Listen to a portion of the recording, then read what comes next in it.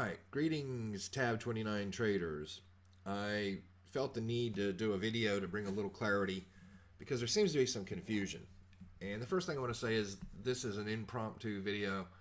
It's not what I would typically have as one of my higher end trainings because I don't have prepared slides and whatnot. So in terms of all that, I want you to understand this is a temporary video. Now, why do I say temporary? It's because the content here I feel is good. It is indeed a summary, but I want it to be the higher end thing. And I will add this particular video to temporary. I think that's how you spell it. I'm trying to talk and write at the same time. And unlike typing, doing it with my hand is differently.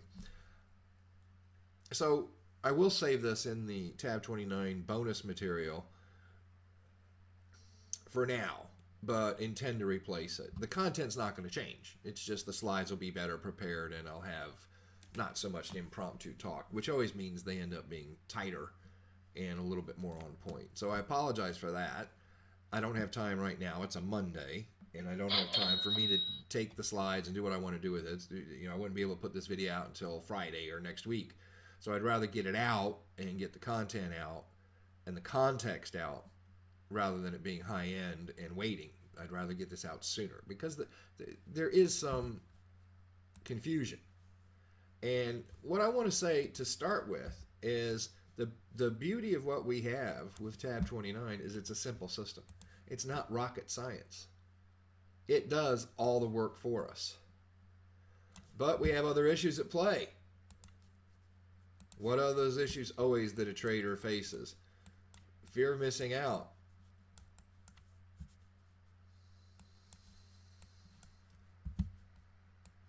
Desperation.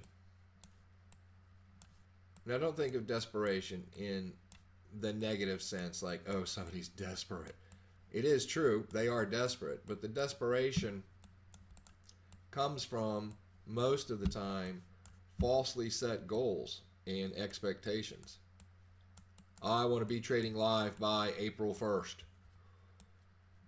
And therefore, I have to plow through this fast. And so, just understand where desperation comes from. Goals and expectations.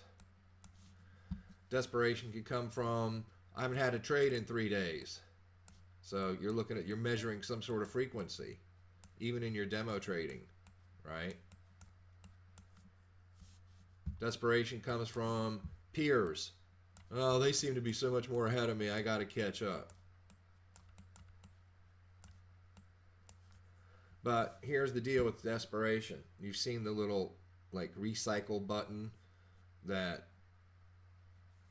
is used in a lot of things, kind of like, start over again. Well, that's going to happen to you with FOMA and desperation. You're going to have to backtrack and make up, do again, however you want to say it, what you've already done. So it's best not to allow FOMO or desperation to enter your training. No bad goals, no false expectations. Don't worry about the frequency. Don't worry about what your peers are doing.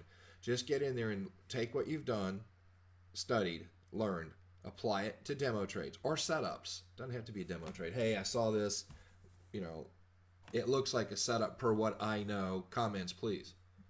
And then pull your big boy pants up, pull your big girl pants up, and accept the comments that you get without allowing your head to get all discombobulated.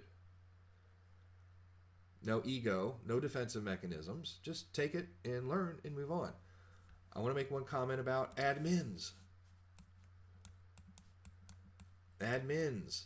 Now this applies mostly to those in the Scans, Forks, and Fibos group, but sometimes we have, more tenured traders in the other groups that trade TAB29, and they will offer insight to the newer traders. So they're acting as an admin or coach like I have in the Scans, Forks, and Fibos group.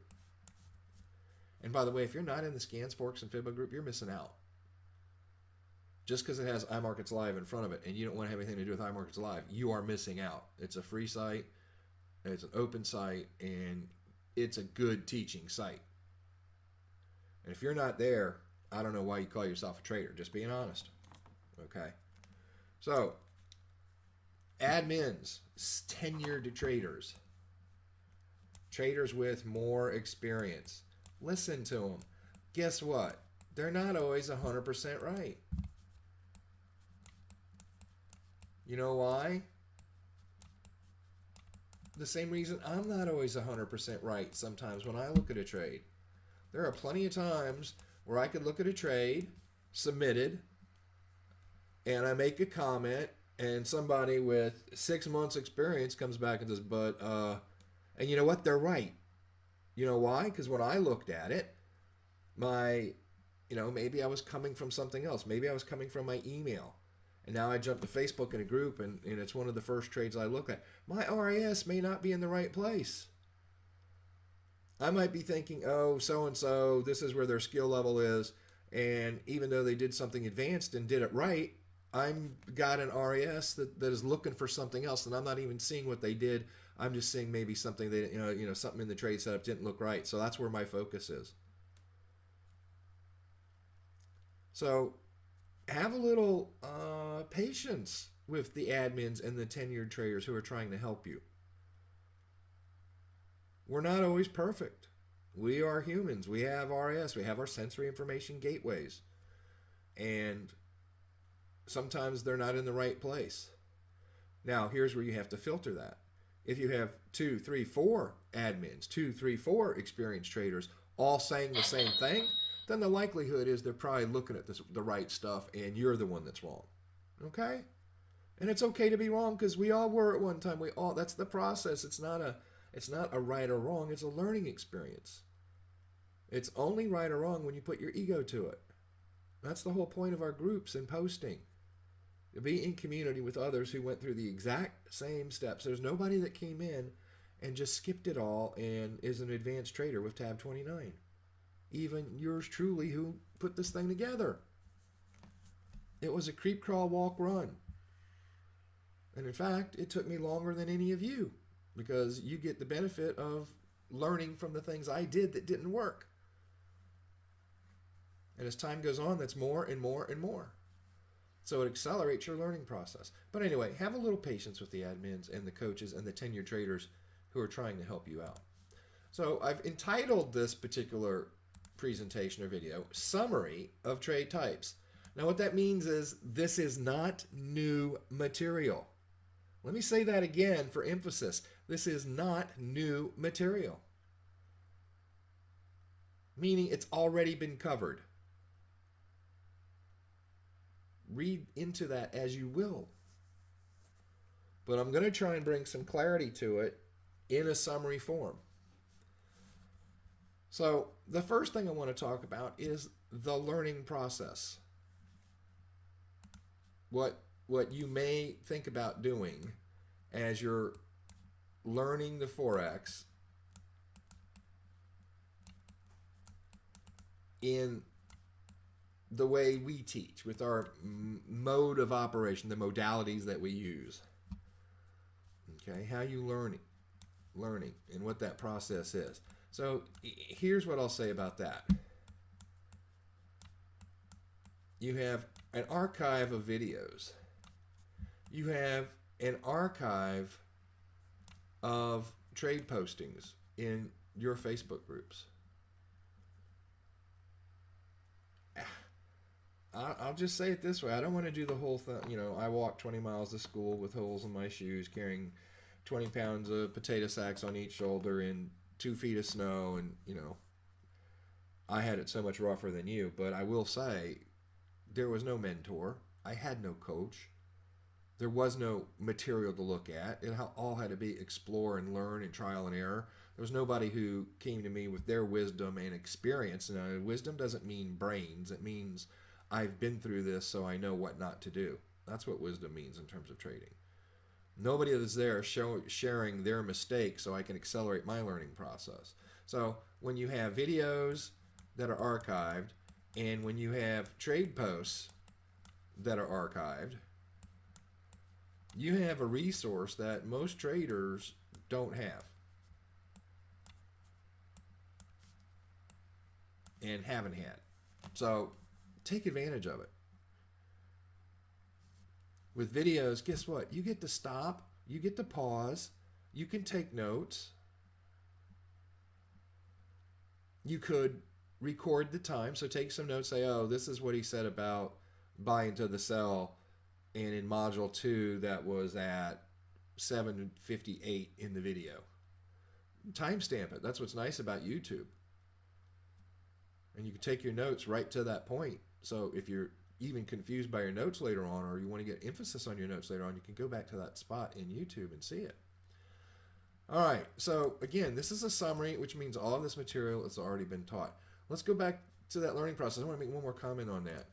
And I only get to see this, and I'm not bragging because I'm just kind of, there is a point in it, but I will brag because I'm proud of what's happening there. So many of you know my son Dallas is in the learning mode. Okay, it's beginner, total beginner, and he's run parallel track. So he's gone through the Pitchfork course. He's I've seen him post a few. He's shown me plenty and asked about this and asked about that. Now I see he's starting to post them in the Scans, Forks, and Fibos group, and we talked over the weekend, and he knows he needs to do more of that. He needs to be more of a community member. But nonetheless, he's starting, and so he's running his Pitchfork. Same time he's going through harmonic wave conversion training. And what he typically does is he'll go through a module, and then he'll find me when I have some free time. He'll know I have free time because I'm cooking, or I'm sitting in my chair with a book in my lap, but it's not open. Or I actually have the TV on and I'm vegging watching something. So he'll come out with his notebook. And the one other thing I have to tell you is he's a full-time college student. So maybe there's something to be said about that, and some of you guys. Okay, maybe this is where I see a potential disparity. Because in that notebook, it's after he's watched a module. And sometimes, he's reviewed the module and he's made more notes. But he comes to me with his notebook and he sits down and says, I have some questions on module 5. Okay, Dallas, what are they? And he asks the questions. Now, let me say something that's different about what he's doing. It's not just the fact he has his dad in the same house. Oh, that must be nice for Dallas.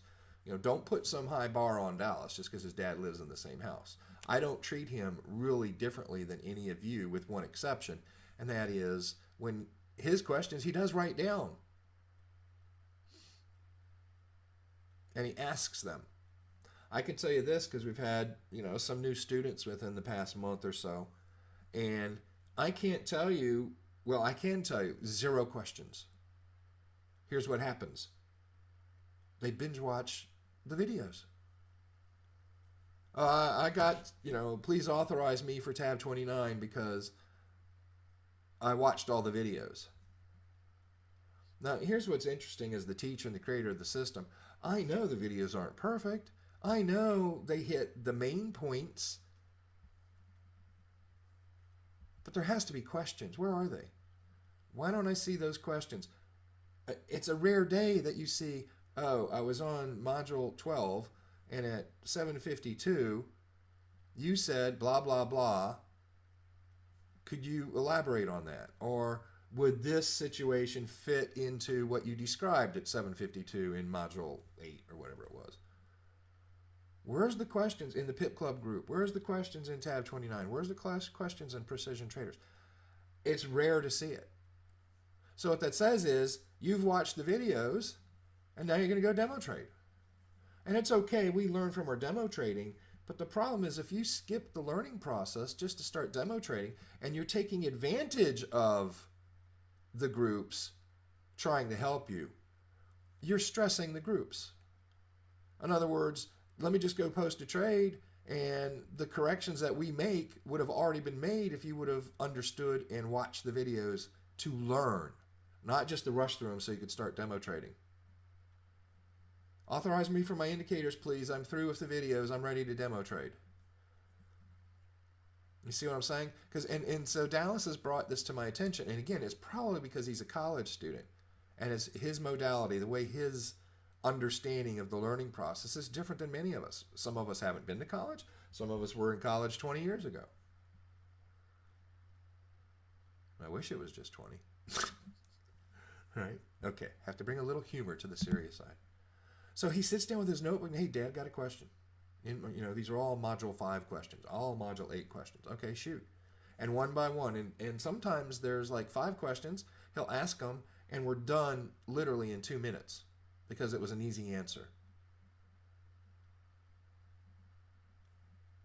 Dallas, that was covered. Here's what it said. Oh, yeah, I remember that now. Okay. But he's got 20 pages of it. You should see his notebook. He takes the diagrams I draw, he redraws them in his notebook. Now, maybe that's foolish, but now you have to go into the neuroscience and understand how plasticity works, neuroplasticity. And the actual writing of stuff, create synapses that create an understanding and a memory of it. Much different than just thinking it and watching it and hoping you're going to remember it. So he's got this notebook, and he's on his second or third notebook. You should see what he did. Every time I did something with a pitchfork, he drew the same pitchfork and labeled it and wrote notes on it. I.e., he can take those videos and compress them down to his notebook. Now, I know a lot of you take notes, but I'm just going to say for those that aren't, or for those that aren't taking copious notes. See, my feeling is, here's the deal.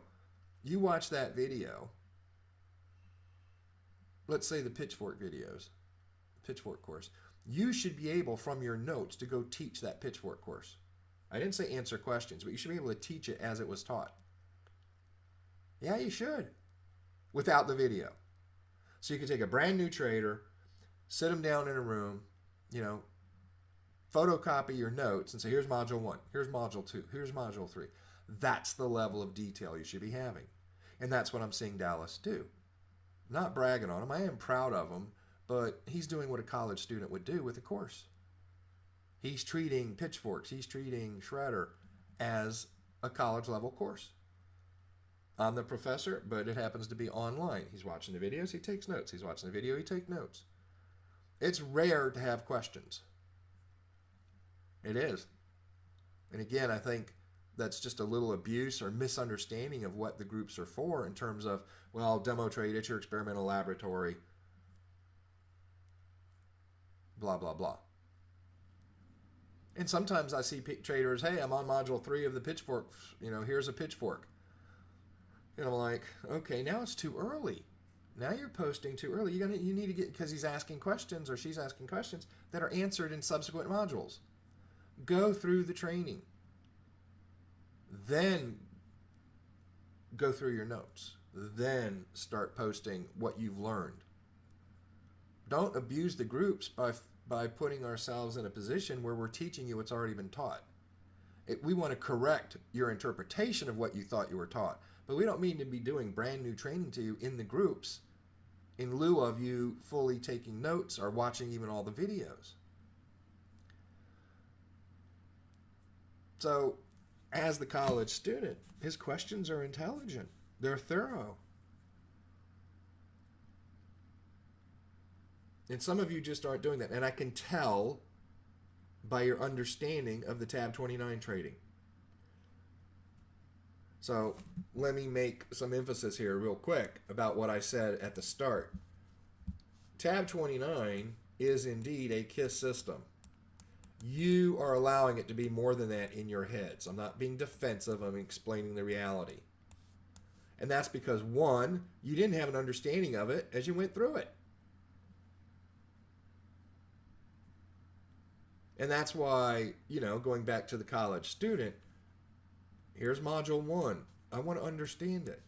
Here's Module 2. I want to understand it. Here's Module 3.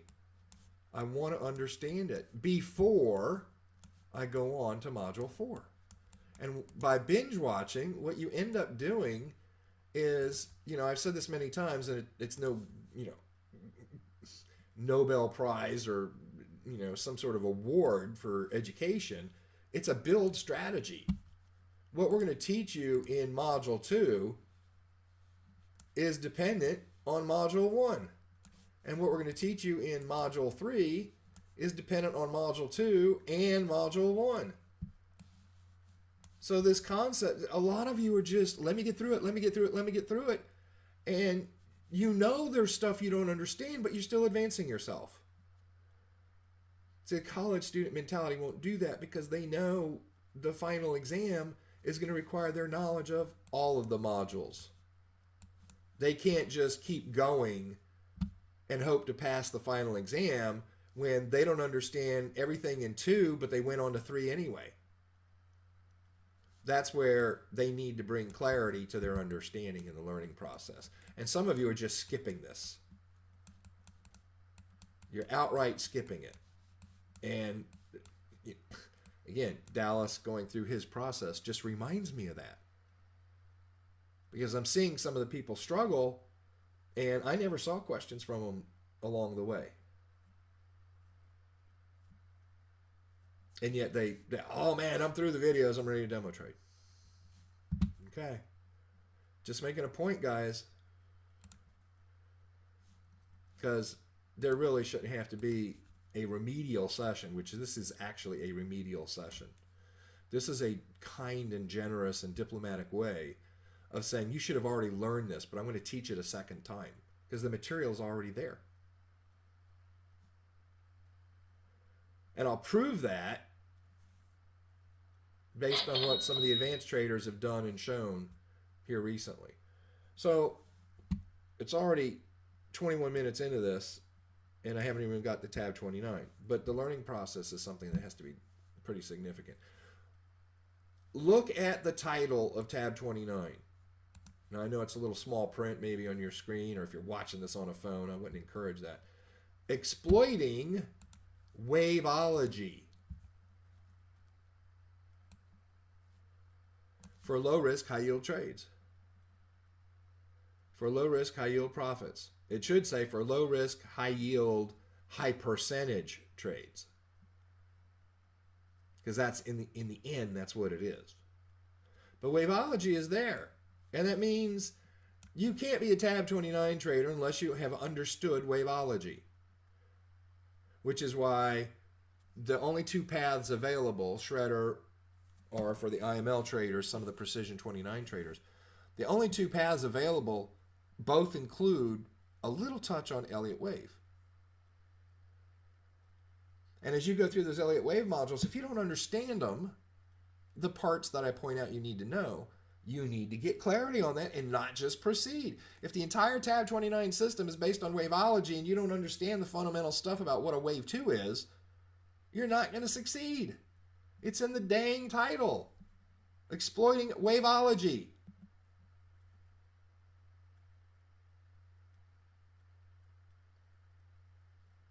You have to understand how to connect the dots.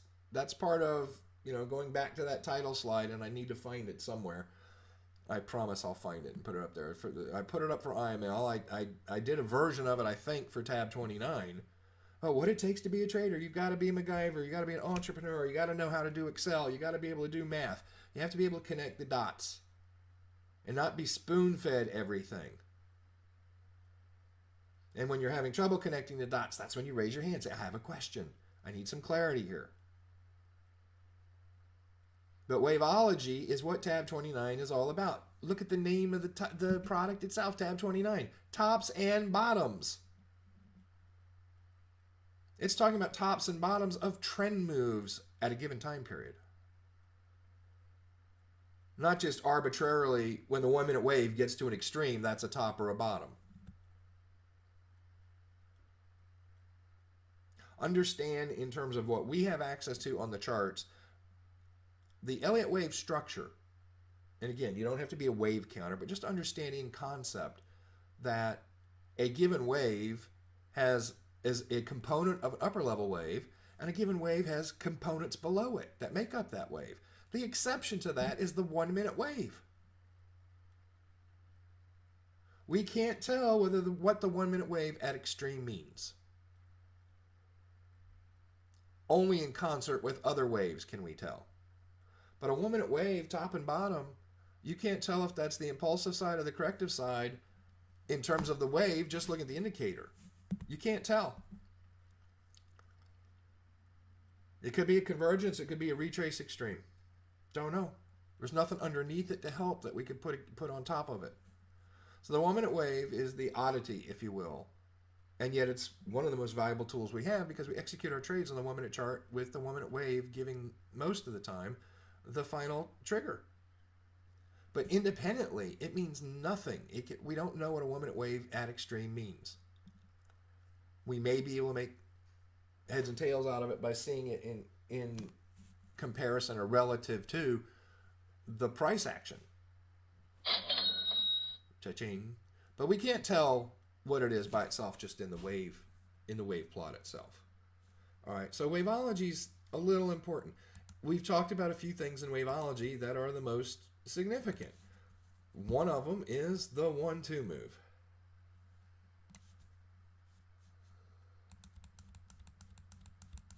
And from an Elliott wave review, real quickly, there's a couple things there that we can pick up on. One, the start of that one move, which in most areas, Elliott wave, harmonic scans, etc., is typically labeled X.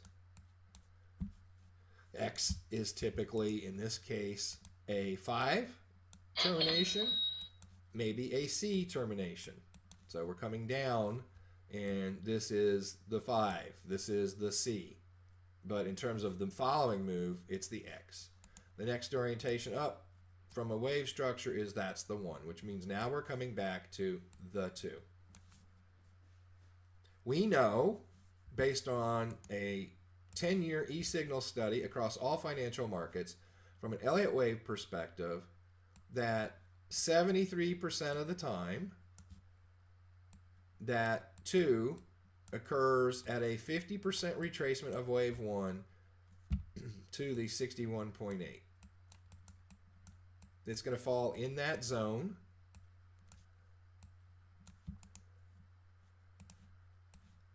(73% of the time). We know that one wave has to minimally retrace at least 20%, or we can't consider that a wave 2. We know the maximum is 100% because it cannot go below the start of X. So there essentially is your range, 20 to 100%, and yet 73% of the time it falls in that tiny little zone. So we know between 50 and 20% is 12% of the time. And we know between 61.8 and that 99.99999 is 15% of the time. So it can fall outside of these 50, 61.8. But most of the time that's where it is, 73% of the time. And again, we know this cannot go below the X. If it is, what it really is, and I ran out of room here, so let me draw the X up to 1 to 2. If this goes down this way, what it really is this was never a 1. That is now no longer the case. And what we really have was a bigger move coming down. That was some sort of retracement, and now we're coming down farther. So when we break that X with price coming down, we can no longer have, if I drew that level, we no longer have a 2 wave. So the 2 wave at that point is ruled out. So 73% of the time, there it is. And what's that mean if you look at the structure then is X, 1, 2, and onward. If 73% of the time it's going to be a zone in here, that almost always means in terms of price action, this point here is going to be a higher low compared to this, which is your convergence. In terms of price action. So we have convergence here. This first bump should be in a zone like in here 73% of the time. Which makes a great second entry.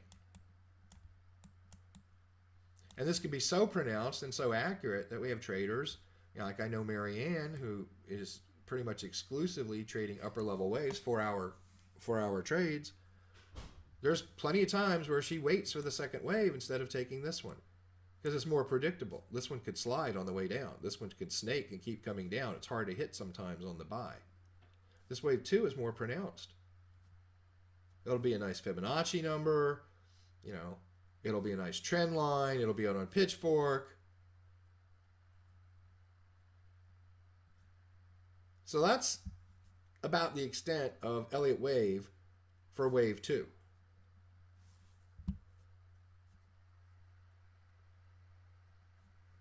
Most of the time, if these are lower level waves and they're just, now remember, this is the one point where Elliott wave and Shredder and price action all kind of line up. Shredder is not Elliott wave. Elliott wave is not Shredder. Although you're not going to have an Elliott wave termination without it being a convergence or a retrace extreme.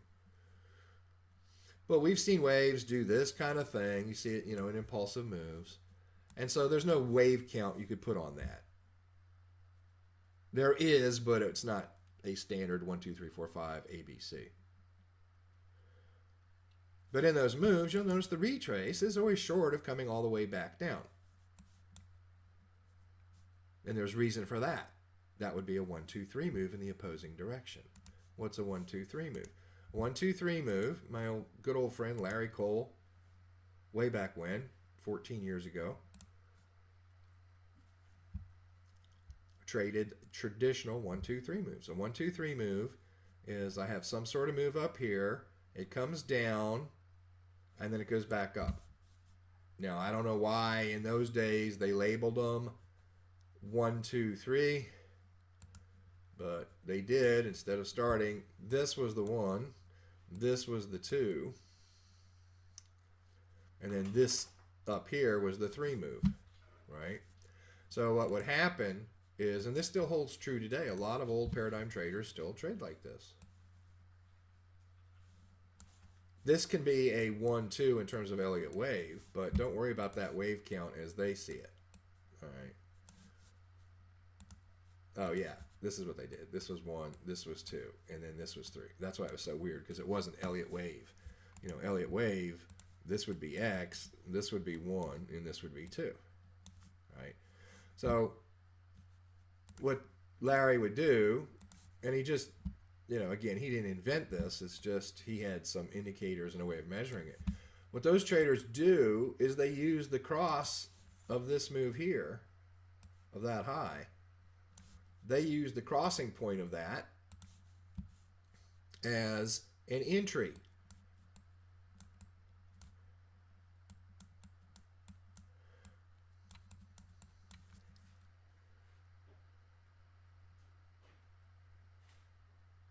Now, if you think about that and apply what I just said in terms of Elliott wave, that makes great sense, doesn't it? Because if this was a convergence point and price came down here, we would call that the 1. There's our X. The price comes down to the 1. This would be our 2. Have a good day, Mr. Student. Mr. Student's off to school. And therefore, if that's the X and this is the 2, remember 2 can't come below the X. It's no longer a 2 wave at that point. So they understand that the energy going up, this isn't just a retrace of that move. This here isn't just a retrace. Price is actually reversed. It's just we don't know it until it crosses that line. That's why it's a great entry. This also makes for a great stop loss in old paradigm trading. If they're moving this way, they're going to cover that high. This is the cover. So their stop loss would be on the other side of that line. So you have to understand, this is simple waveology. This is simple waveology. Now, if you're confused, you go, oh, it's not so simple for me. Good, get clarity on it. Watch this particular section of the video 20 times until you understand it. Or watch it 10 and then ask a question. I'm confused about, you know, blah, blah, blah, blah, blah, right? Draw me a picture. If you guys don't have Snagit or you don't have ink to go, you need to get one or both. You need to be able to draw pictures.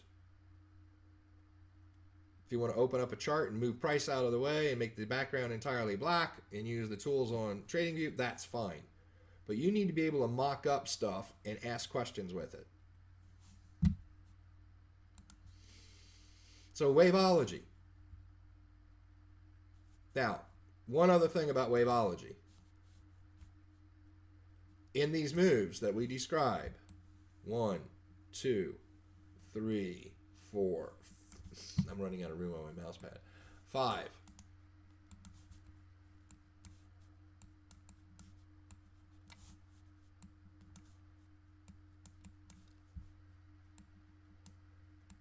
That's the motive side of an impulsive wave. The corrective side would be ABC. Inside this motive side, we have 3 impulsive runs. The X to 1, the 2 to 3, the 4 to 5. Now, while we know the majority of 2 waves, I'll put vast majority of time, end up in that zone between 50 and 61.8, which is why wave 2 gets its name.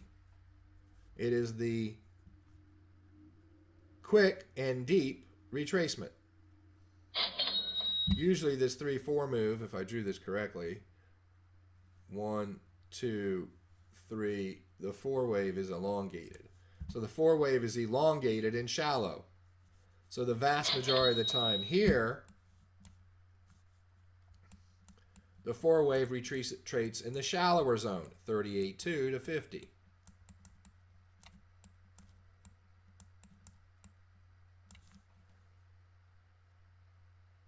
So think about that.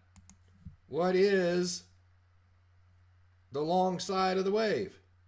In terms of a 1-2, which is the bigger move? Well, obviously, if this is 100% and this is 50 to 61.8, this is the bigger move. Not only can you see it visually, but you should be able to do the math. In terms of the 2 to 3 versus 3 to 4, which is the bigger move? The 2 to 3. The 3 to 4 we know is going to be pretty shallow. What does that mean if the 2 to 3 move was 10 pips? It means the 3 to 4 move could be 4 pips. 40% of that.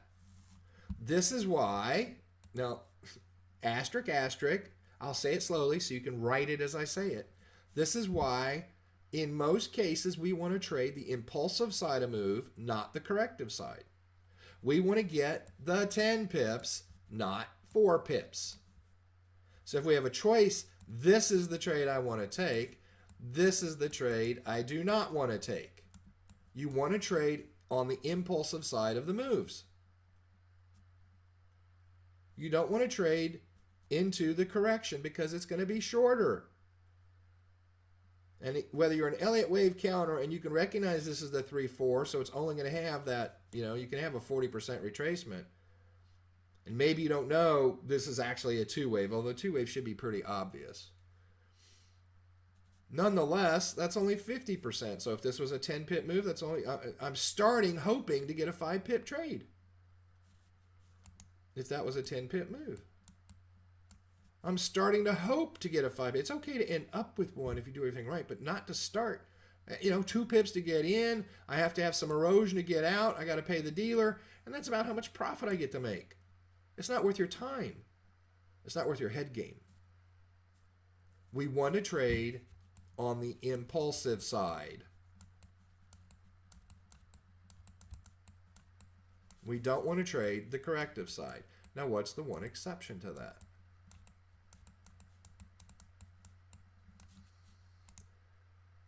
Impulsive side, yes. Corrective side, no.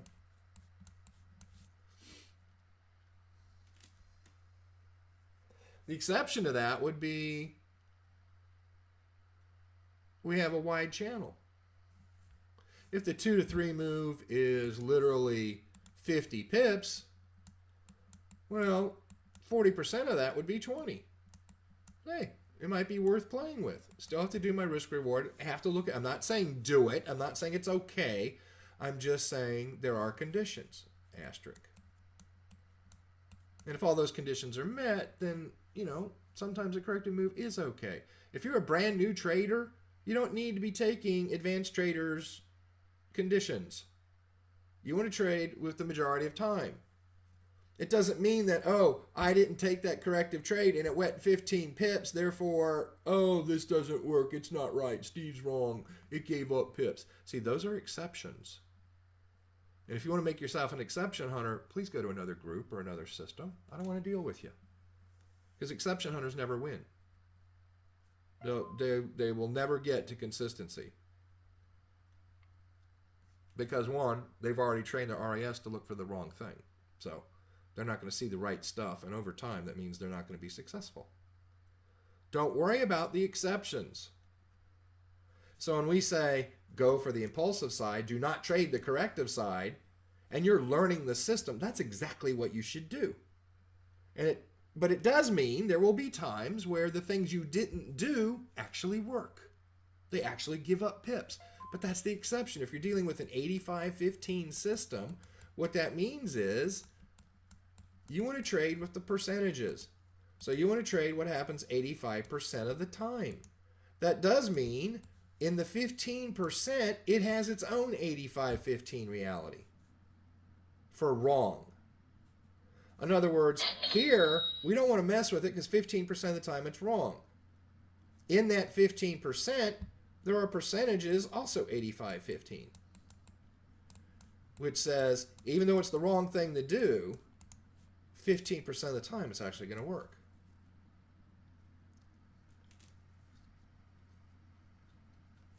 That's not this 15. That's the 15 within that 15. So we will see examples of do not do this, and you don't do it, and then it goes, and you're like, what the hell is Steve talking about? What the hell is Zoe talking about? What the hell is Tim Packus talking about? What the hell is Steven talking about? What the heck is Neil talking about? Sorry if I've left out any of the tenured traders in some of these groups. What is Marianne talking about?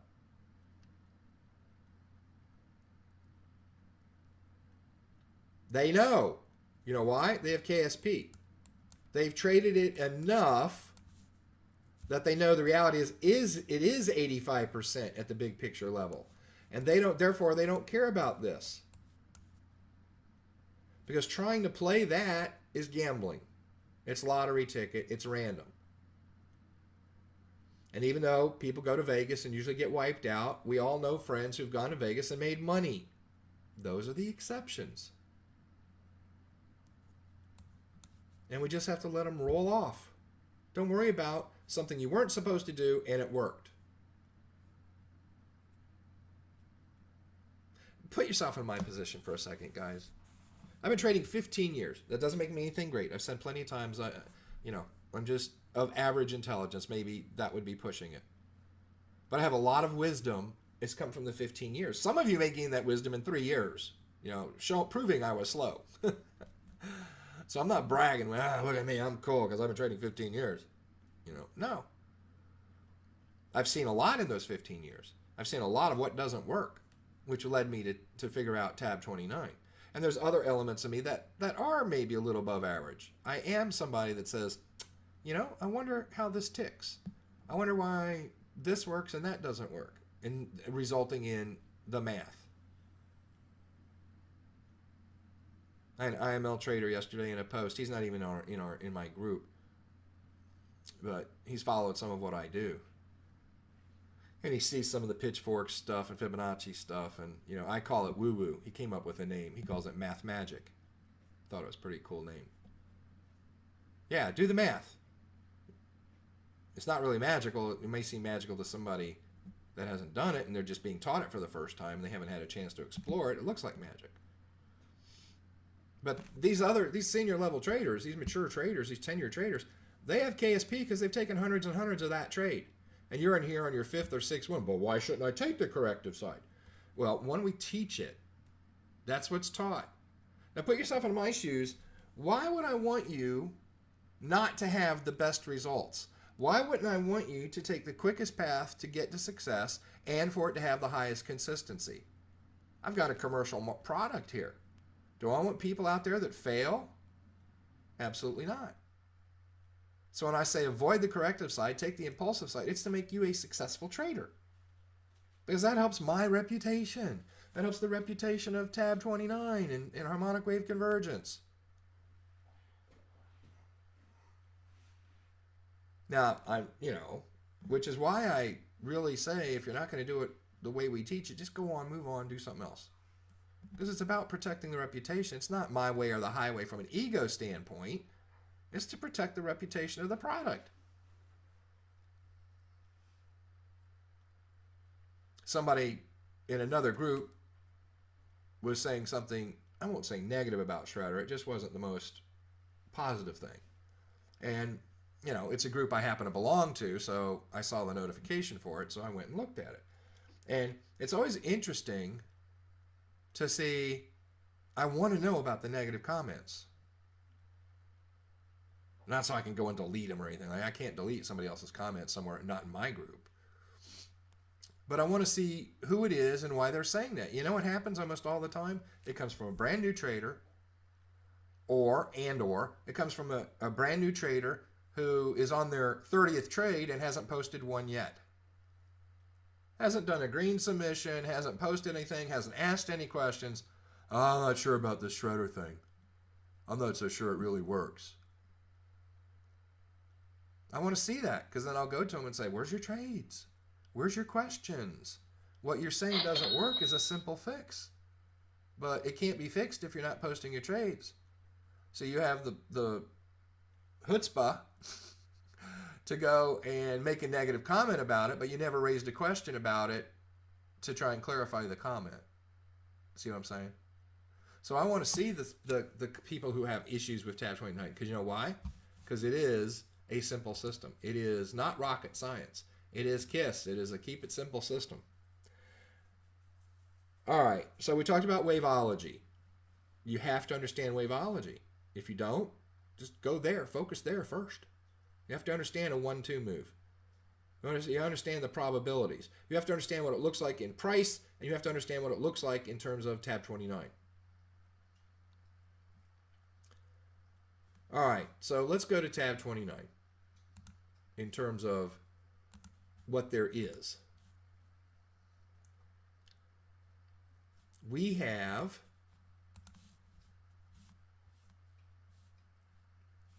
a way of executing our trades, and that is on the 1 minute chart.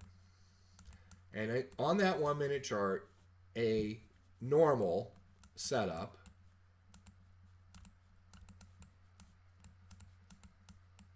is the 30, the 10, and the 1 minute wave. Now we know why it's an asterisk, because since IML has come along with the harmonic scanner, and the people coming from IML are coming into TAB29 from the harmonic scanner perspective, that harmonic scan is on a 15-minute chart. So we've added a 15-minute chart, and for many of those traders, their combination is actually 30, 15, and 1.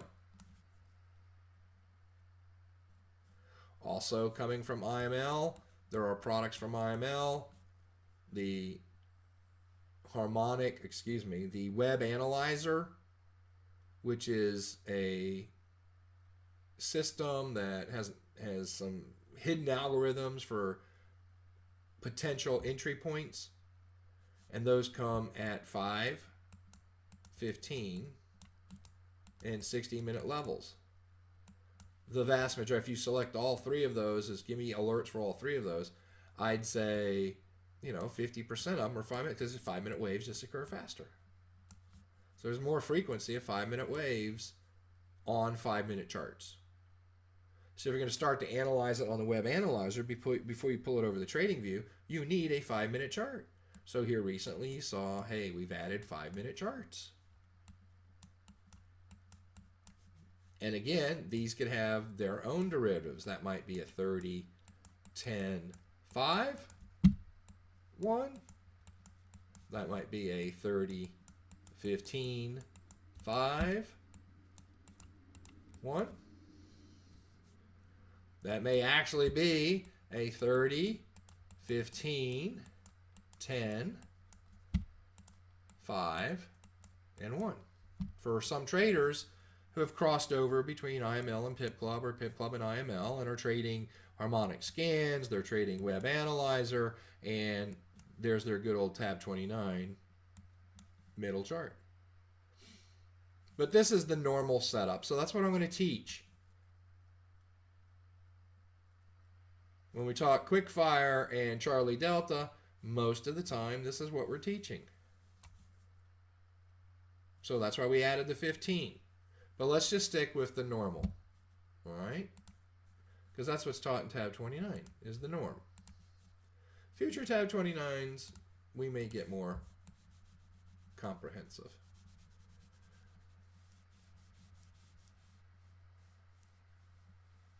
So we have a 30-minute, a 10-minute, and a 1-minute chart that we look at. That also means on our 1-minute chart, we have 30, 10, and 1-minute waves. And that's it. So we will have a blue plot for the 30-minute. I can't make it bright blue, but we will have the 10-minute plot, and we'll have the 1-minute plot. Now again, variances, people have added the 5-minute plot, people have added the 15-minute plot, people have taken the 10 out and put the 15 in. Some people run the 10 and the 15. Let's stay with the norm for now. Got to get that basics down. You can't jump to the other stuff until you understand this. I saw a green shredder trader, because they have access to other stuff, with tab 29 on his chart with a 15-minute wave. Now, I don't know where tab 29 came in. I don't know where the 15-minute wave came in, but so I had to bring clarity to that. No, you're only on a 5-minute chart as a green level trader for your entries with just multi-wave. Tab 29 is not part of it. So we have 3 waves. Keep it simple, stupid. Let's not make this more complicated. In those 3 level waves, we essentially have a handful of conditions. Pretty simple. We can have a 10-minute convergence standalone. We can have a 30-minute convergence, which is also a 10-minute convergence, because you can't have the 30 without the 10. It could be a 240, but we're not seeing that, and quite frankly, we're not ready to talk about that in this particular teaching. That's more for advanced traders, even though the 240 will impact you. So if you understand how the 240 impacts you, that's okay. But for now, let's just keep it simple, stupid. 10-minute convergence, 30-minute convergence, that's all we have in Shredder for convergences. That's all there is. When you get to tab 29,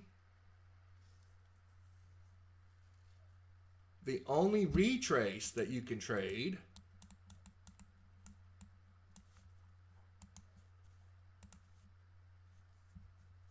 is a buy into the sell or a sell into the buy.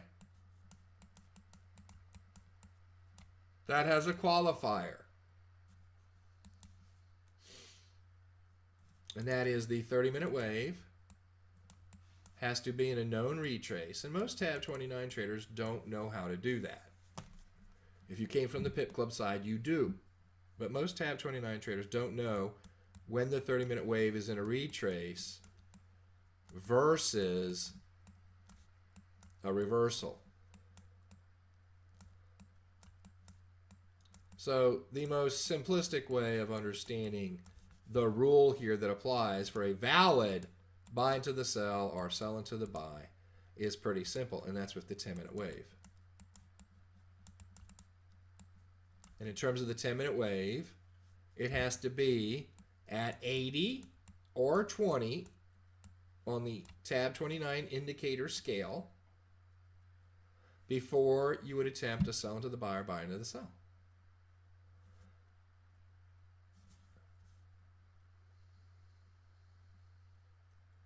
That's what we've taught. And yet, as simple as this is, and I'll show a picture, as simple as this is, I see a preponderance. That's a new word. How much is preponderance? It's more than 50%. It's less than 100. More than average. Preponderance of buys in the sells and sells in the buys, which is totally violate this. And I don't know why. Because I've taught the math involved in this. So what am I talking about? So I think Zoe posted this, but I think it came from Steven. And the reality is it came from the training.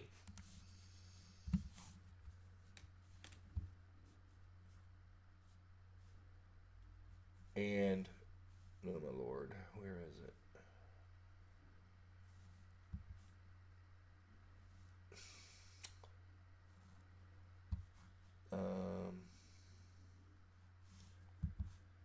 I have to bring up the editor. So let me pause this for 1 second. So here's that slide. And what you'll notice is, guess what? What is this? For the precision traders, this came from a specific module. For TAB29 traders, I know I've drawn this out. This is kind of a summary of stuff that was already taught in TAB29. And what this shows, let me show you what this shows. It says, look, here is a convergence, and it's one of those three that I said, or one of the two that I said. Is it a 10-minute standalone, or is this a 10-minute, 30-minute? This is a 10-minute, 30-minute convergence. Now, in terms of buys into the sells and sells into the buys, first of all, you have to have the visual acuity to be able to flip this upside down. But let's look at the sell into the buy. So you'll notice something here.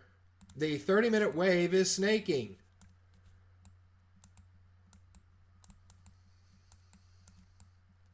The 10-minute wave is retracing against that 30-minute snake. It has to be a retrace. Even if it goes to extreme and converges, it was a retrace along the way, as long as the 30-minute wave, and the 30-minute wave can't end like that. The 30-minute wave is snaking this whole time. So what we've said there is just because the 1-minute wave goes to an extreme does not make it a trade. In all these examples, why? Because the 10-minute wave is being lifted by the 1-minute wave extremes. Whether it goes to extreme or not is not important. But even more so when it does. That is not a trade. Because the impulsivity is still up from the convergence. Until it shows us it's not. We just by default have to understand that it is. And what I said is in my first 90 days before I released TAB29, when I was beta testing it, did 6-9 months, a year of alpha testing, because some of the components were available in Shredder Burst trading, SBT trading, for 3 years. We just refined the waves and brought the waves in. But this reality is the same. The 90 days, what I said was, all of these 10-minute waves that went up and had a 1-minute wave go to extreme, until that 10-minute wave got to 80 in this move up, until the 10-minute wave got to 80, all these 1-minute wave extremes, if you took them as a sell into the buy, collectively had about a 20% success rate. I mean, think about it. If you call this 1, 2, 3, 4, and you're here real time at wave 1, how do you know it's not going to go to wave 2? How do you know it's not going to go stronger? You're hoping here at opportunity 1, you're hoping that 10-minute wave is going to come back down and converge. Well, you're hoping the same thing at 2, and you're hoping the same thing at 3, and understanding that that is a possibility, what I'm telling you is that a trade at 1, a trade at 2, a trade at 3, a trade at 4, collectively only had a 20% success rate, which means if I took trade 1 or I took trade 2 or I took trade 3 or I took trade 4, only 20% of the time do they actually come back down and converge. That is not a trade you want to take.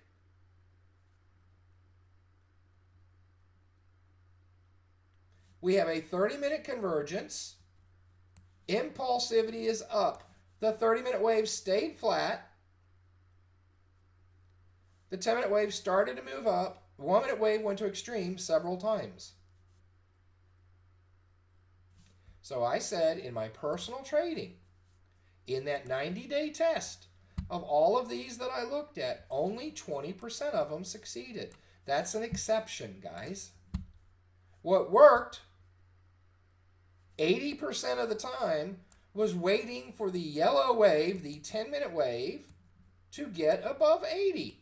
Now, guys, excuse me for being impatient with this. I don't understand how more clear I can make that.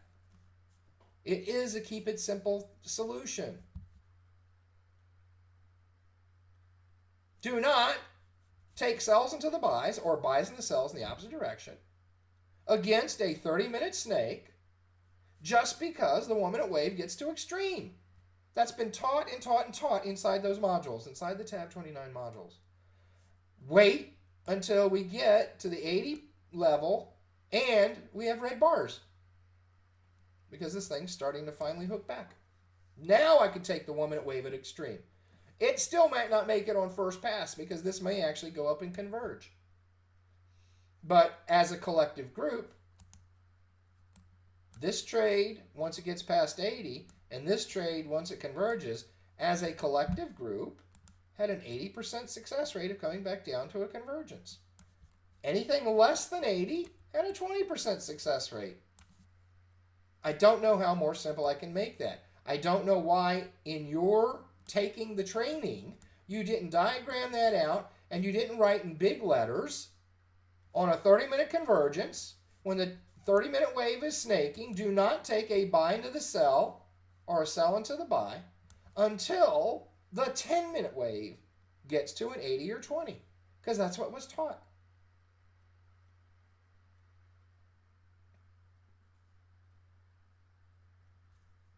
And for those of you that are just seeing 1-minute waves at extreme, I don't know what to tell you, because there's 3 waves involved in a convergence.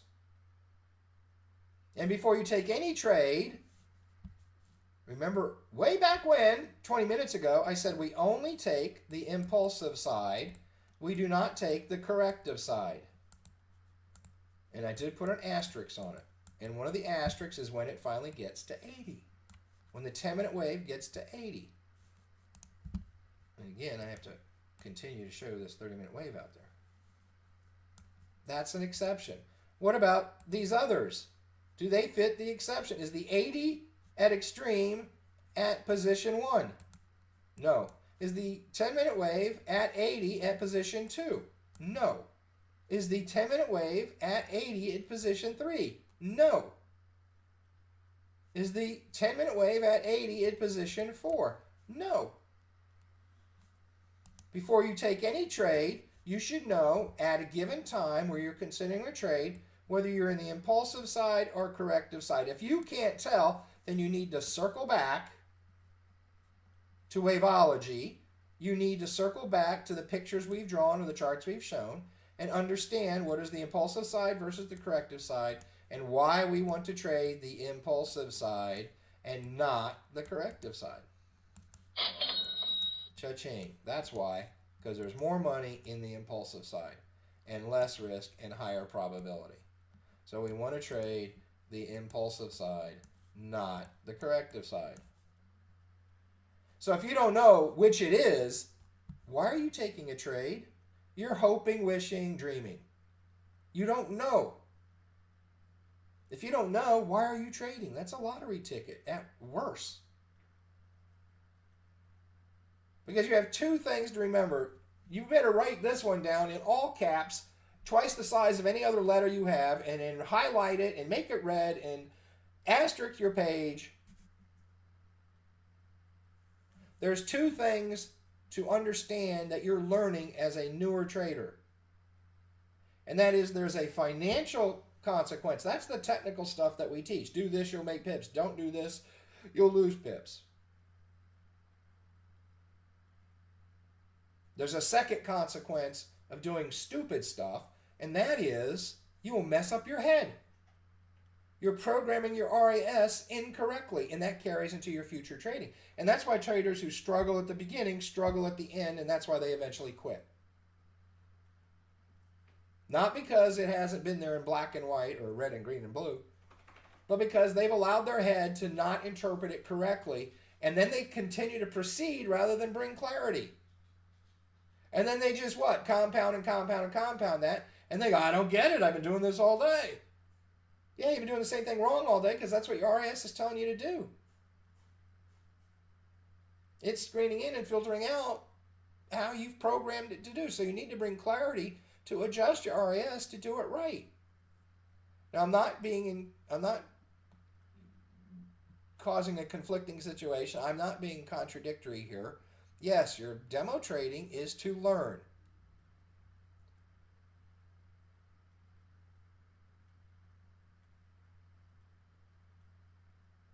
But you just don't randomly do stuff after you've been taught and then say, well, they'll correct me on the charts. They'll correct me in the posts.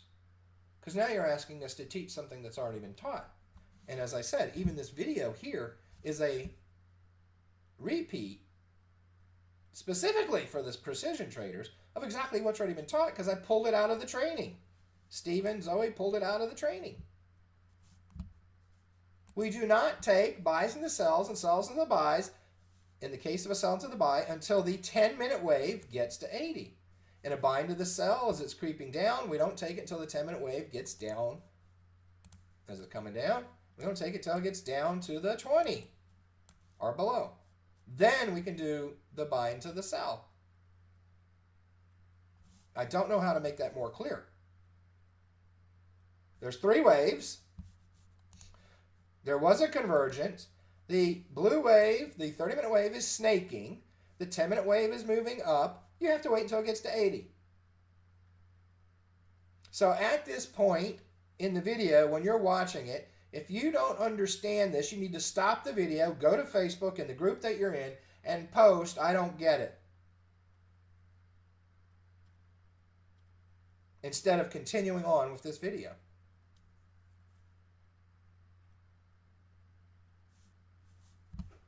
I'm a little upset that some can actually just come in here after the training, after understanding there's 2 more waves on their chart, and the only thing they're focused on is the 1-minute wave getting to an extreme.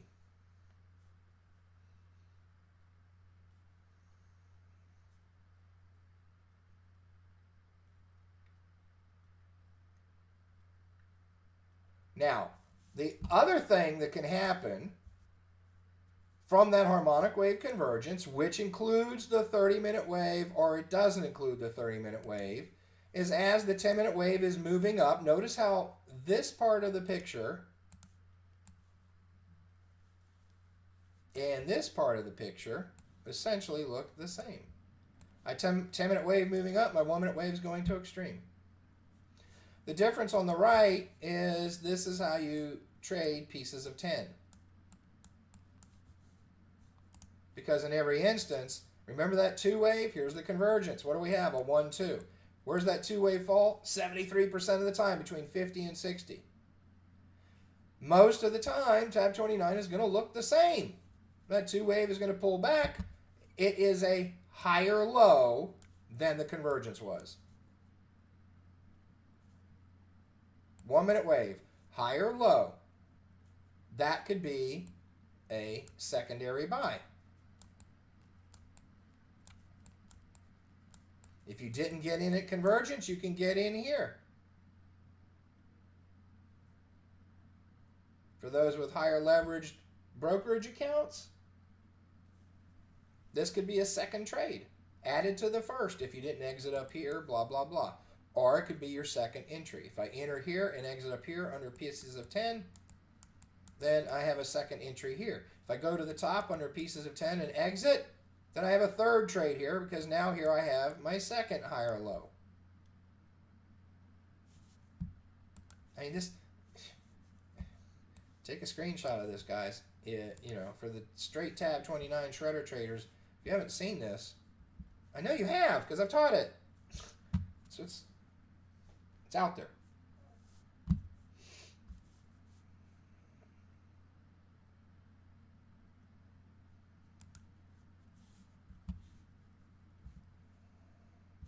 Now, one thing that can happen here, and I don't think I need this slide anymore, so I'm just going to go ahead and get rid of it. One thing that can happen here, doesn't happen often, but it can, is inside of TAB29,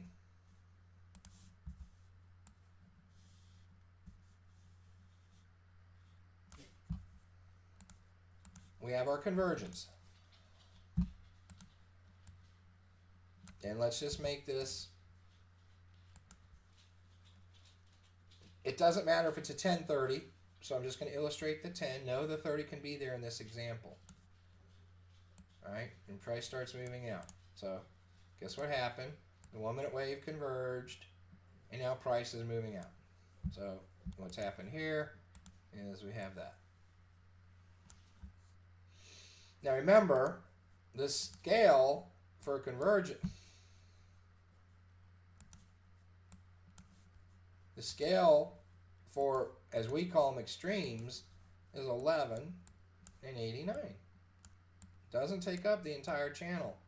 We still have space down here to 0, and we still have space up here to 100.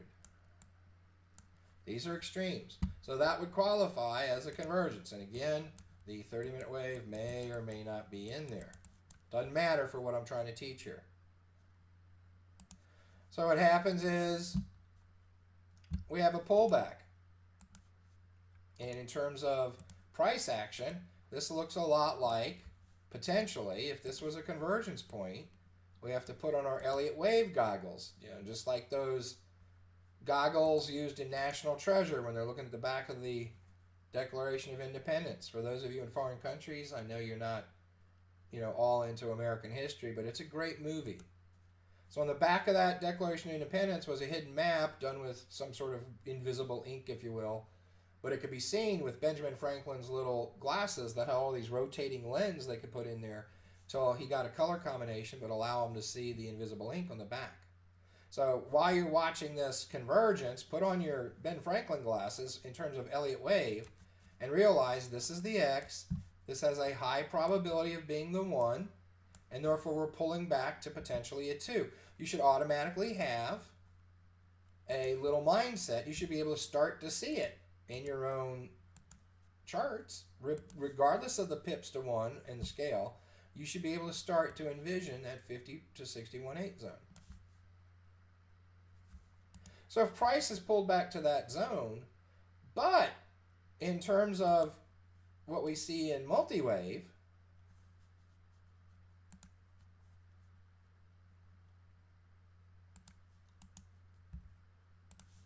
maybe the 10-minute wave is pulled down some, and as it's pulled down, our 1-minute wave came down here and didn't stop at 11. It went down farther. Whether it made it to 0 or not, there's only 10 points in there, so you got to watch your scale. But it went down further. Well, in terms of price now, we do have our higher low at the point this starts to turn up. But it's not reflected in TAB29. Well, this now is what we would have as divergence. We have a higher low in price, but we have a lower low in terms of the wave. That is a strong trade. So we didn't get the higher low in terms of this. We would have liked to have seen this one wave match price action and therefore give us that higher low. But that didn't happen. the 1 minute wave actually went to a lower low. See, the thing to record here is what? As long as price action did not retrace beyond the origin, because see what happens if this was a lower low. If price actually came down, we now violate the Elliott wave 2 rule about it not being able to go below the X. So as long as price action gives us the higher low, it doesn't matter what happens over here, we still have a trade. The trade is based on peak 1 reversing. The trade is based on waves, trend bars turning green. But it doesn't matter whether that occurs here as a higher low or occurs down here as divergent.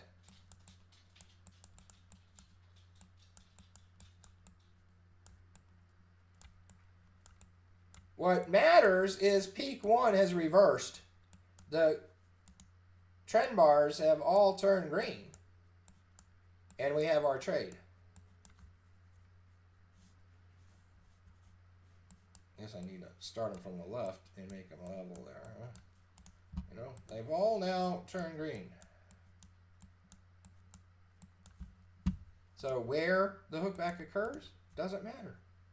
It's going to satisfy either the higher low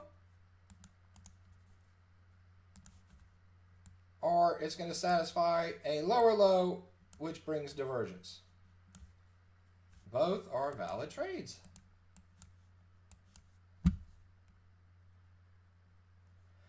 Now, it's important to note this in the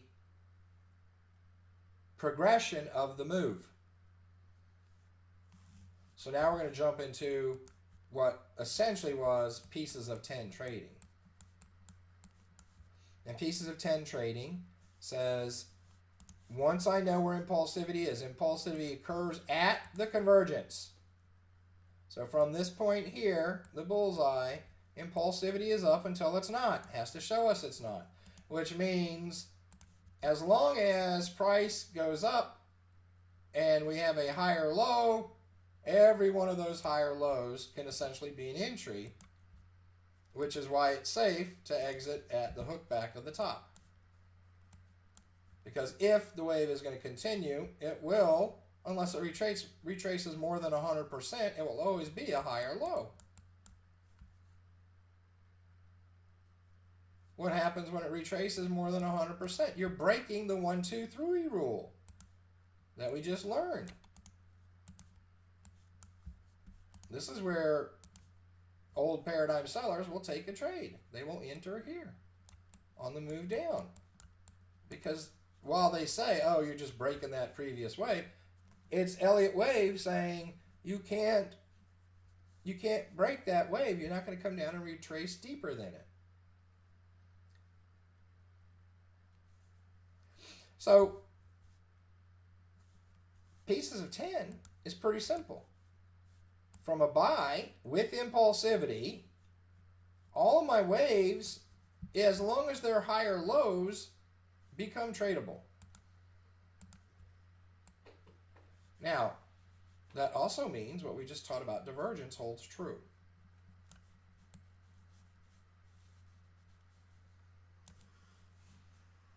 And what do I mean by that?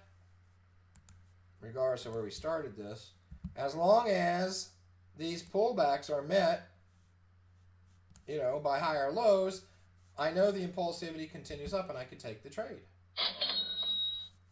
and make money. Cha-ching. What if at this point here, where I have a higher low, I'm going to create my own symbology. I'm just going to use the right side of that dang H because that's what my hands want to keep wanting to do. There you go. So we have our higher low for pieces of 10 trading. But down here, oh my gosh, what happened? For whatever reason, this came down, the 1 minute wave there came down deeper. Now under straight pieces of trading, before we brought divergence to tab 29, this would have been a non-qualified buy because this was now a lower low. Let me exaggerate that a little because it's not maybe enough for everybody to see. My bad. Got to make it right to bring clarity. This is a lower low. So in terms of TAB29 pieces of 10 trading, this is a lower low. That would be a disqualified buy as we originally taught it. Once we introduced divergence, we said, look, as long as the price action was the higher low, this could be a lower low because once again then what you have is divergence. Price action going up, waves going down here, that's divergence, and that typically when you have divergence, very often that's going to be a stronger trade than if this was a higher low down here. The divergence entry is better. So as long as price action is doing these pullbacks, it pretty much doesn't matter what's going on in TAB29 as long as you have the hook back. It could have been the higher low hook back, or it could have been a lower low with divergence, which now takes the X off here. And now we have to say, well, we can take a lower low. It's okay to take the lower low, no X on it anymore, as long as divergence is there. And there should be. If price action gives you the higher low, and this is a lower low, that is divergent. So it doesn't matter, in the end, where this takes place, where that hook back takes place. It could be there, it could be down here. Both are okay to take.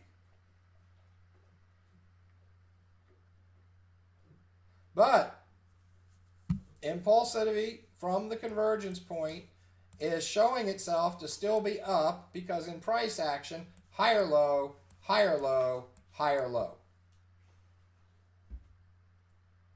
It's only when price action now gives us a lower low that we become concerned about a reversal, which is when price comes lower, we know we have a lower low, but then it becomes disqualified because we can't have divergence. We'll still have a lower low here, but now we have a lower low up here, and therefore our divergence measure, if we're using yellow line, our divergence measure here is now here. And they're both pointing down, so we couldn't take this trade because it's not divergence. So the lower low is only acceptable as if up in price action I have a higher low. Note it, note it, note it. I shouldn't have to teach this a third time. It's there.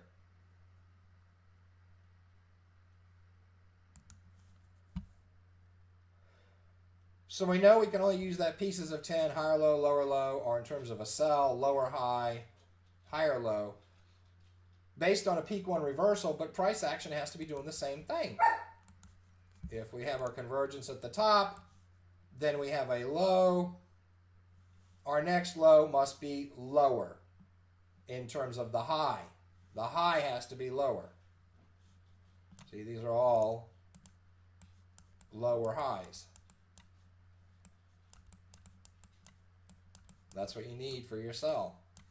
And again, down in TAB29, you very well may have a higher high. So we came down, we matched, let's go up, we matched it there, but the next one came up higher.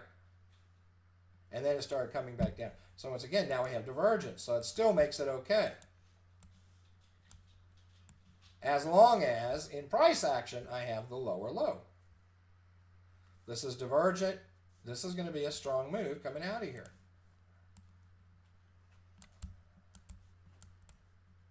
Because it's a divergence move. So not so specific here as long as price action's here. So what this tells us is as long as we trade with the impulsivity, here the example is in a sell, the impulsivity is down, we can take those trades.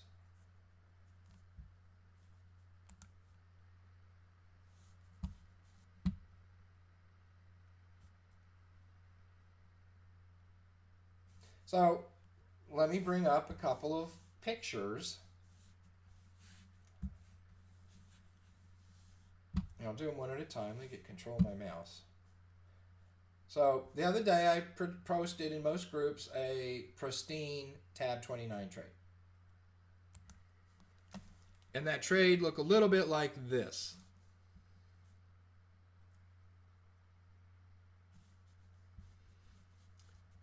And you'll notice a couple things here. First of all, I said pristine because we have a 30-minute snake. The 10-minute wave came down to it. The 1-minute wave came down to it. And you'll notice over here, these are a 2-pip scale. And you'll notice here, the bars turn green on that candle, which is where I have the entry line.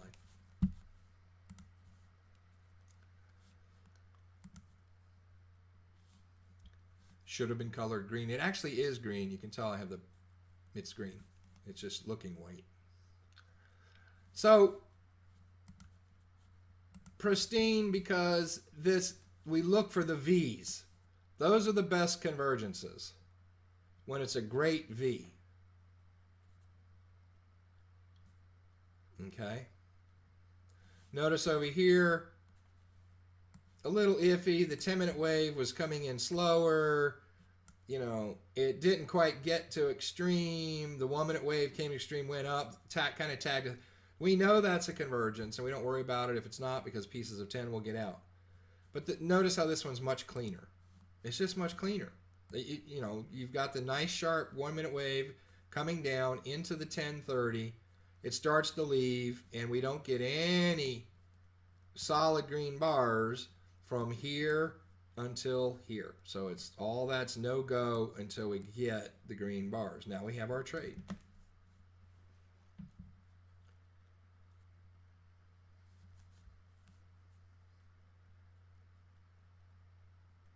Pieces of 10. 1-minute wave gets to extreme. I don't freak out. Why? No red bars. 1-minute wave starts to hook back. Fake out. You know, right here. A little bit of a fake out. Pencil, please. Red, please. A little bit of fake out. No exit. Yeah, price was pulling back.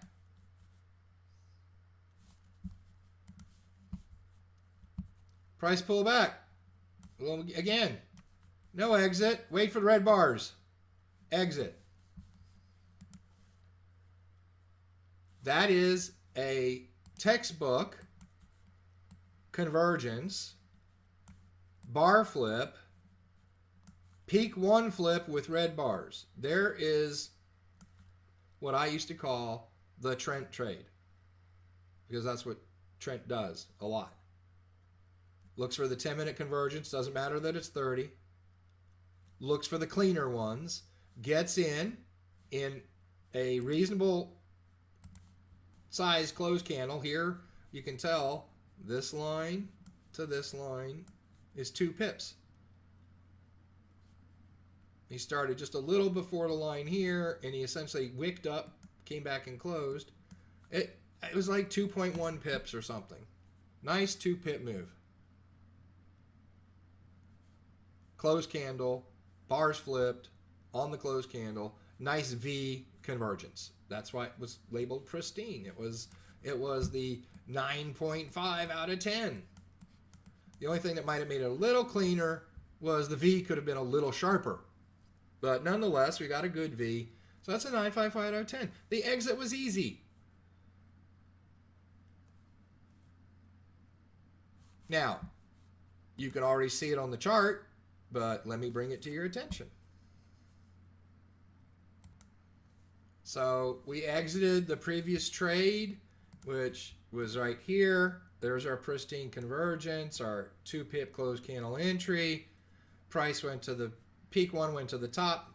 I'm looking for solid red bars, you know, or a overall 40% retracement. Don't have it. Wait for the bars to turn red. I'm out of the trade. Now, what do we have in price action? Here's our higher low. That tells us impulsivity is still up. This tells me, this qualifies as a buy, but it'll be pending the 1 minute wave hooking back, and for higher percentage probability wins, I'm going to wait for the trend bars to flip. So what do we have down here? In terms of the 1 minute wave, we did have the 1 minute wave go to extreme. It pulls back, but in terms of the impulsivity being in this direction, I now have a higher low. The 30-minute wave is still snaking. I'm going to make this important. Emphasize that. The 30-minute wave was still snaking. I have my higher low, both in price action and tab 29. Wait for the good hook back where I get qualified entry. This was not qualified. Why? Where's my green bars? That's how powerful tab 29 is. Didn't fake you out with an entry here, which would have just gone up and come back down. With 2 pip scale, that would have been very clean, right? Tab 29 is your hero. Wait for the hook back again, where I have green. And this time you can see I waited for the close because I'll give it the 2 to 3 pips, and there it was, about 3 pips to turn the bars green in the trade.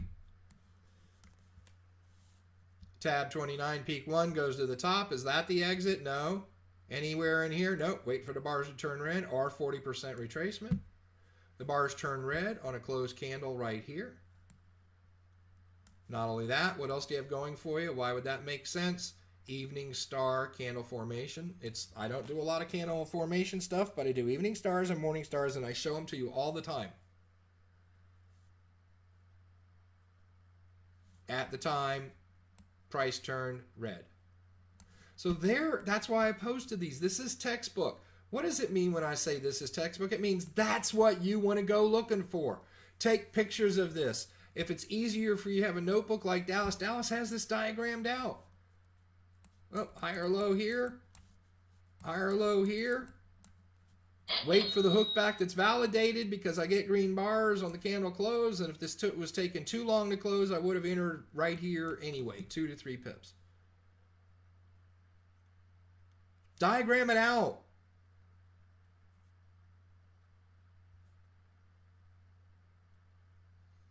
It would be so nice if you gave us some flashcards for this. It'd be nice if I won the friggin' lottery.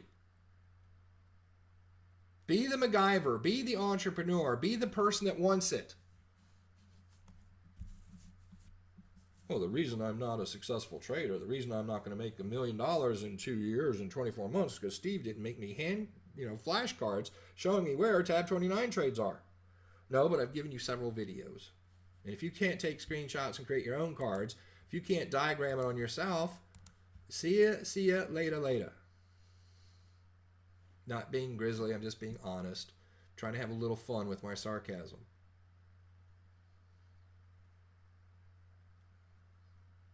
Pieces of 10, clear as day.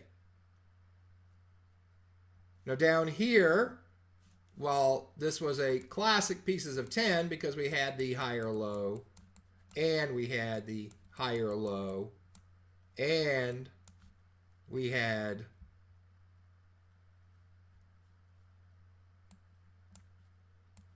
that higher low occur in tab 29, it would have still been a valid trade if this 1 minute wave came down here and was pushing the very bottom. So we had just the slightest bit of divergence. Even lines are, well, symbol. Even lines are, or level is okay. But we had just a gentle slope there against the increase here. So this is divergent. So again, either the higher low would have qualified as a pieces of 10 trade because of the criteria we have for pieces of 10, or it would have qualified as an entry because while it was lower low, we had divergence. So again, your big emphasis is up here is the peak one reversing. As long as I have a higher low in price action, we have a trade. But that's based on this being a bottom, a convergence,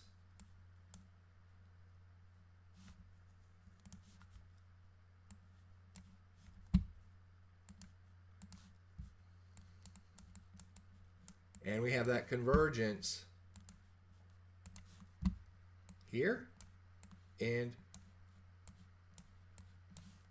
no, I was going to try and draw it. Why won't it let me draw a line? And down here. Convergence. 30-minute wave. Look at 30-minute wave snaking. Oh, beautiful.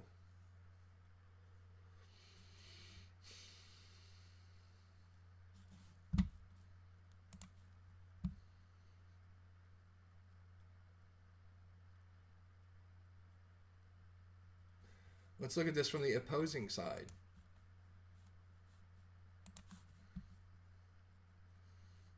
Would this be a valid buy? Excuse me, would this be a valid sell here? 1 minute wave peak. Oh, look at my red lines. I guess I have a sell. No, you don't. Because the 30-minute wave is snaking. And where is our 10-minute wave? Is our 10-minute wave above 80? Which is this dotted line. Is the 10-minute wave above 80? No, it's not. That is not a sell. How hard can we make this? This is as simple as it gets. That is not a sell.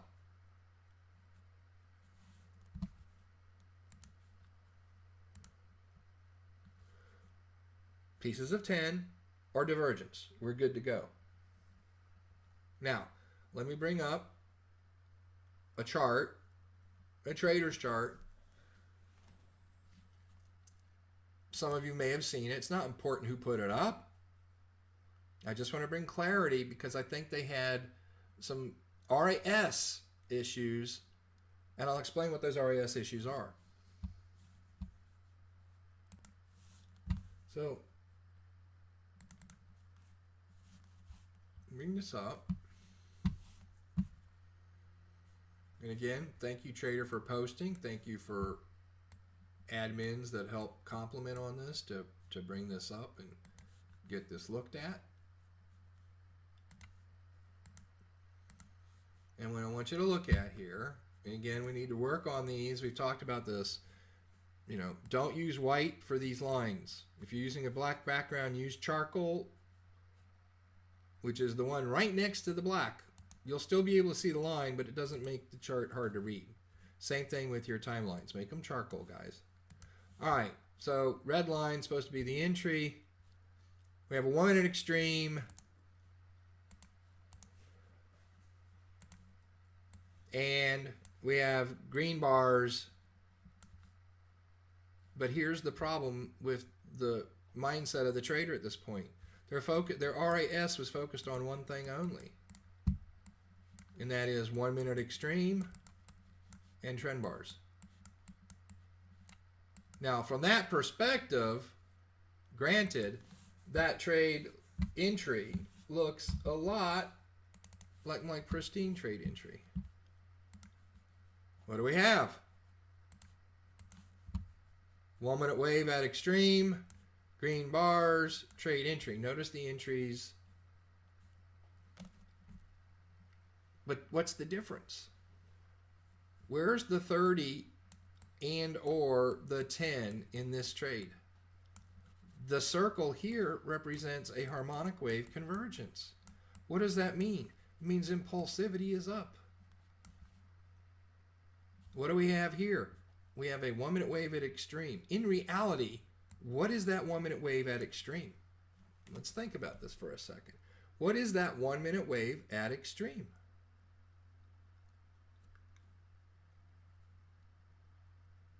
That is a buy into the sell.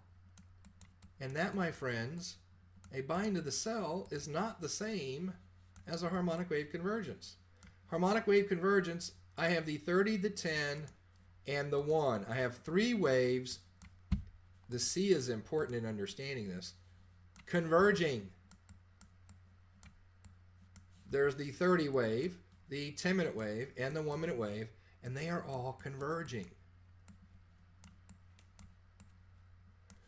Over here, it's a buy into the sell because it's against impulsivity. Why is that? Where do you see 3 waves converging over here? Right here.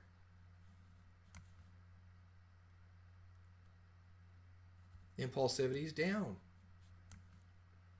Price pulled back. Didn't go in terms of a sell. Impulsivity is down. It didn't really go to a higher high. It's kind of equal, like a wave 2. It's just a little less. And price leaves again. Here. That's still a 30-minute convergence there. That is the convergence that you see down here. It's just at the opposite side of the chart. This is a sell. This was a buy. Impulsivity is down. That would make a buy at the bottom a buy into the sell. It is only the 30-minute wave at extreme. So this trader's RAS was just kind of tuned in to 1-minute wave at extreme and green wave, green trend bars take the trade. These two trades are polar opposites. Couldn't be more opposite. This is a convergence. Convergence represents, in the previous moves, it represents the lowest low. It's a swing low. Does this look like a swing low? Can't be. There was a lower low over here. So this is a higher low. So this may look like a pieces of 10 move, but higher low compared to what? I mean, it for the things here, it's not lower than that. It's not higher than that. It's not higher than that. It's not higher than that. And I have no way of measuring divergence because we're looking at tops and bottoms here. This is a buy into the sell, but what's the fallacy in taking that as a buy into the sell? What's the fallacy in that?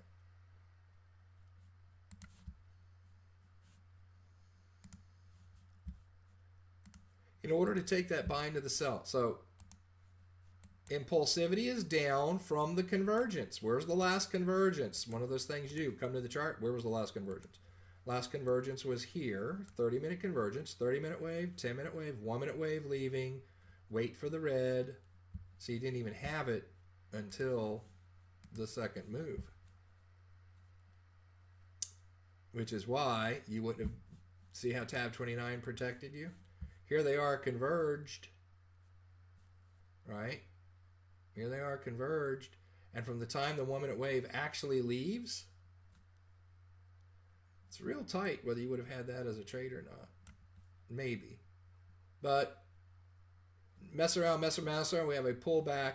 Now we finally have the red bars, so we'd have a sell in here. Going with the impulsivity, which was down. We want to trade with the impulsivity, so you'd have a sell there. You'd be exiting the sell at the point of this entry on a pieces of 10 basis. But there's nothing here. This is a 1-minute wave at extreme. Now remember, look at what I have over here. Do you see how it's just upside down from this? If I were to turn this upside down and flip it, there you have this. We have our convergence. We have the 1-minute wave go to an, so that would be an entry. If I was doing a sell, that's what I just said. There's impulsivity. The sell would be valid there. Well, if the sell is this way and the 30-minute wave is still essentially snaking, and it's hard to tell because the candles were closed, but it doesn't matter. It's close enough. We call that ESP, exhibiting snake-like properties. It's been risen enough. This may look like a valid trade. But what's the problem? Is a sell into the buy. Where's the 10-minute wave? See, in order for that to be valid, the 10-minute wave would have had to pull back where? Down to 20. Here's our 20 line. So it's not a valid sell into the buy, even as a trade, because the 10-minute wave didn't pull back. Now what happened was, and this is how RAS works. So the trader had an RAS, essentially 1-minute wave, extreme, trend bars flip, and in that with that as your only criteria, this and this look alike. The difference is, where's the 30-minute wave down here? It's at the bottom. Where's the 30-minute wave here? It's at the top. Where's the 10-minute wave over here? It's at the bottom. Where's the 10-minute wave here? It's coming down still. And as I diagrammed previously,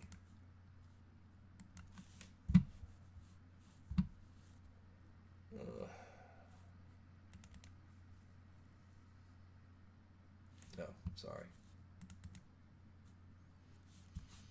As we diagrammed previously, now I know this is upside down, but you got to be able to figure this out. You need to be able to draw it in the opposite direction. Remember, we had no sell into the buy until the 10-minute wave got to 80. These were not satisfactory sells. The criteria wasn't met because while the 30-minute wave was down at the opposite side, the 10-minute wave hadn't grown up, in this case, to 80. So in this case, we have just the upside down picture of that.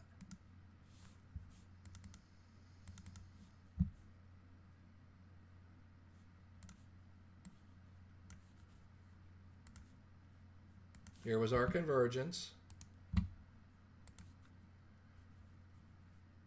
Second time, first time. Here's our convergence. Where's the 10-minute wave? The 10-minute wave has to come down to the 20 line. Here's the 20 line. Remember in the previous diagram, I said, as a collective group,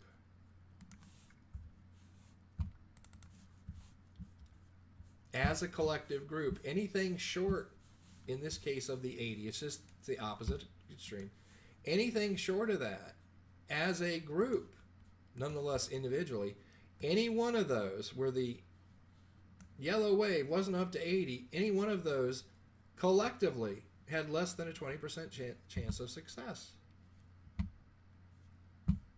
Guess what?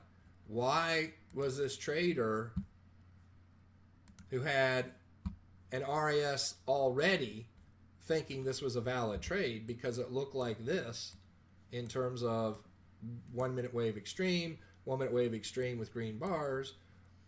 So their RAS was confused because it was focused only on that. It wasn't looking at everything else. So what happened to this trade? The trader took a trade as a buy into the sell, which is not a harmonic wave convergence. They're polar opposites. But these two look the same in their RAS. So the trader was not doing a harmonic wave convergence buy, which this was, harmonic wave convergence buy. This trader was doing a buy into the sell. And what happened? It was a incorrect buy into the sell. Why? Because the 10-minute wave had not come down to 20. Anything short of that has a 20% failure rate. So what happened to this trader's RAS, who was already not adjusted properly, took a buy into the sell thinking it was a harmonic wave convergence, but it wasn't a valid buy into the sell, which means what? He should have about a 20% success rate. This trade worked. So the trader makes pips, exiting up here.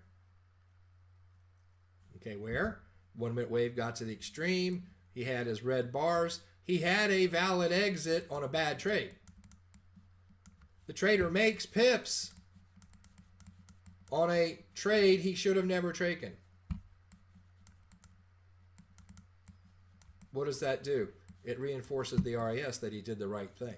So he saw something incorrectly. He acted incorrectly. It ended up working, so it only reinforces this. And so when he goes back and looks at this a second time, he still doesn't see it. Because what happened, sub-programming took place in his RAS. And he still doesn't see this as a convergence, and this is a sell into the buy into the sell. And even at that, the buy into the sell was invalid because the 10-minute wave had not come down to 20 like it needs to. See, it's not all that hard.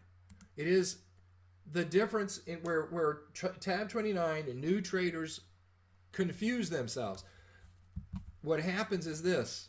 This is what happens, and that's why it's so much more damaging in their head than it is in reality. What I mean by that is they get confused. And what do they turn that confusion into?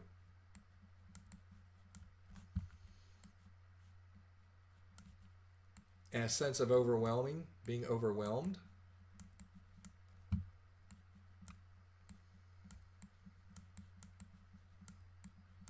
A sense of decreased confidence, when in all reality it's very simple. This is all just an RAS adjustment. It's that simple. But the RAS adjustment comes from what? Comes from clarity in understanding what was wrong. Now we have to reprogram the RAS. So now when we see a 1 minute extreme, we do a self-check. Yeah, 1 minute extreme, but where's the 10 and 30? See, if the 10 and 30, we're down here. Hey, bro, you got a valid harmonic wave convergence. Since you don't, the 10 and 30 at the opposite end, this means it's some sort of 1 minute wave cycling to an extreme, but we don't know if it cycled the 10-minute wave to extreme. And so we have to wait till it does that, and we know by percentages that only occurs when the 10-minute wave is cycled all the way down to the 20, and now we have the 1 minute wave come to extreme, and now we can take the trade, i.e. if the 10-minute wave had been cycling down at the time we're taking this trade here, it had come below 20. Now we have a valid buy into the sell. And then, what are we looking for? See, what he took is his 1 minute exit. What was that in reality? It was a harmonic wave convergence. Impulsivity, once again, would be now down. So, in essence, from this low, he did have a flip in impulsivity, but it wasn't one we would trade. It ended up being that. You can see it in hindsight because the trade worked.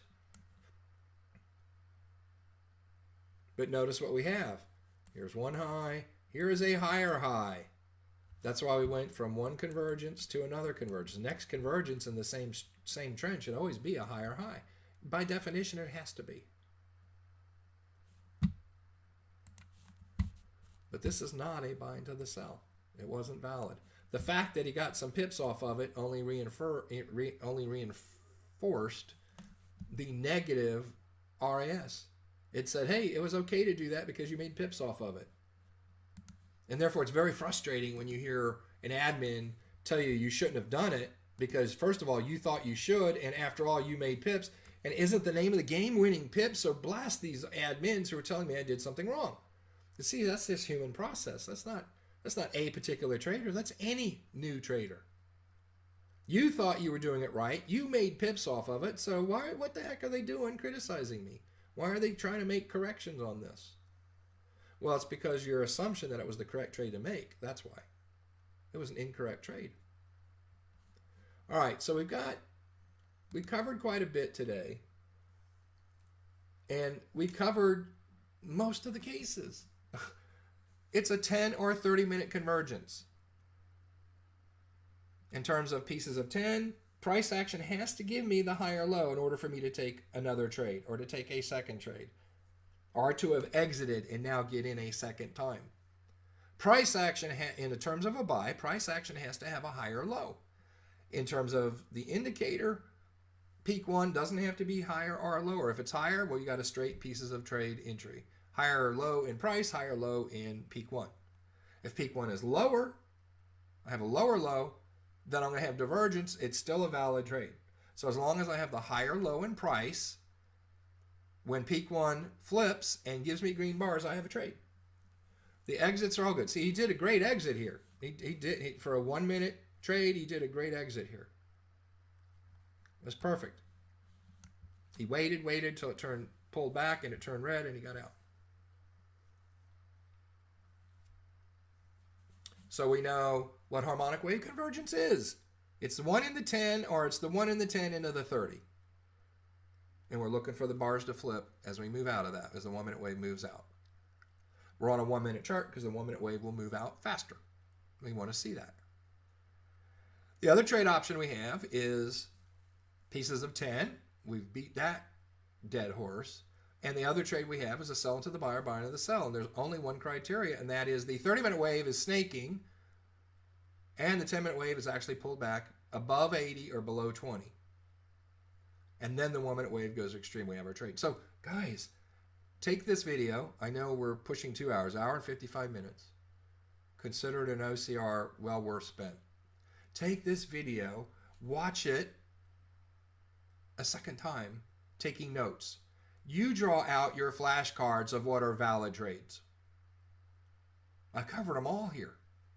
And if it's not that, you don't have a trade. Let me tell you one thing that's not a trade, and I'm gonna get grisly on this because now I've made this video and I hold everybody, I don't care if you've been this a week or 5 years, I hold everybody accountable from this day forward to not submit a trade to the group that looks like this. Not worried about price action.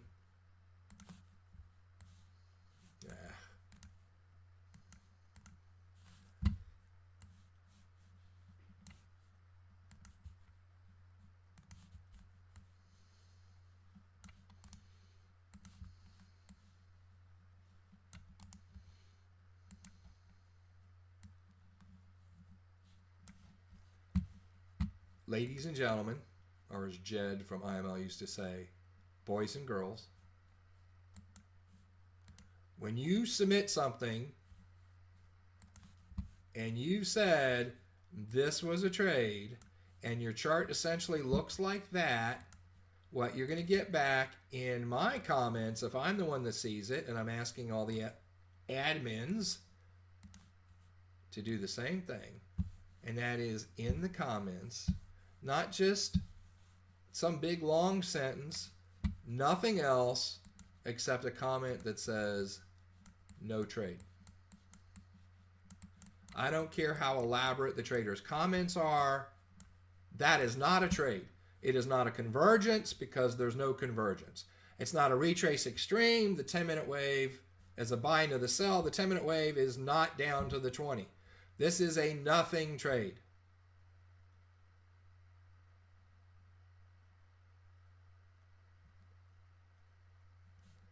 Now, a big asterisk to exceptions, and they're the same thing essentially.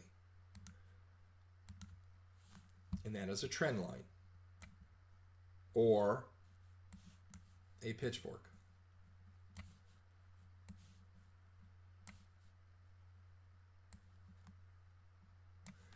That is valid and proven. Not some pitchfork that has 5 times as many breaches for every candle that's to the pip as a touch. Those would be the only exception, and it'd still have to make hella good sense. That trend line could be in price. That trend line can be in the indicator itself inside the TAB29 channel.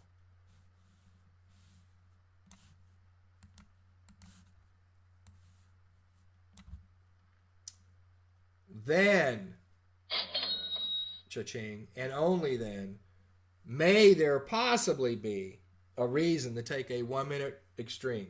But you know what? That's for advanced trading. And when you're a beginner trader, you don't need to do advanced trading. You need to grow into that.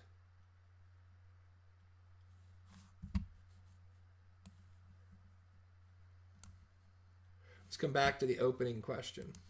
Is it ever okay for a trader to go with intuition or gut feeling? Is it okay for a trader to go with intuition or gut feeling? Your trained answer at this point should be no. As I say with my extreme adventurous, no, hell no.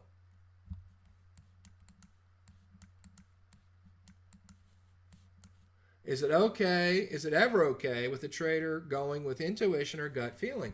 Yes. Now, here's where the new traders are going to miss this because they're going to take it out of context. Yes, only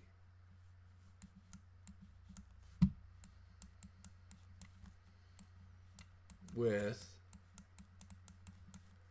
extensive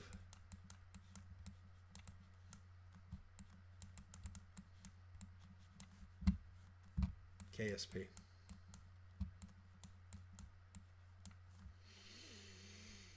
Because, see, when you have extensive KSP, it's like, I reference a lot of times I'm a touch typist. Learned to type in high school, used to type term papers for my college classmates at the academy for pay. And so I type. If I see the word intuition, I don't spell it out in my head. It just comes off my fingertips on the keyboard. A trader with extensive KSP, knowledge of system performance, acts like a touch typist. They react subconsciously. And this is why you can't have newer traders in a live trading room with an experienced trader, because he's acting subconsciously. They're trying to process consciously.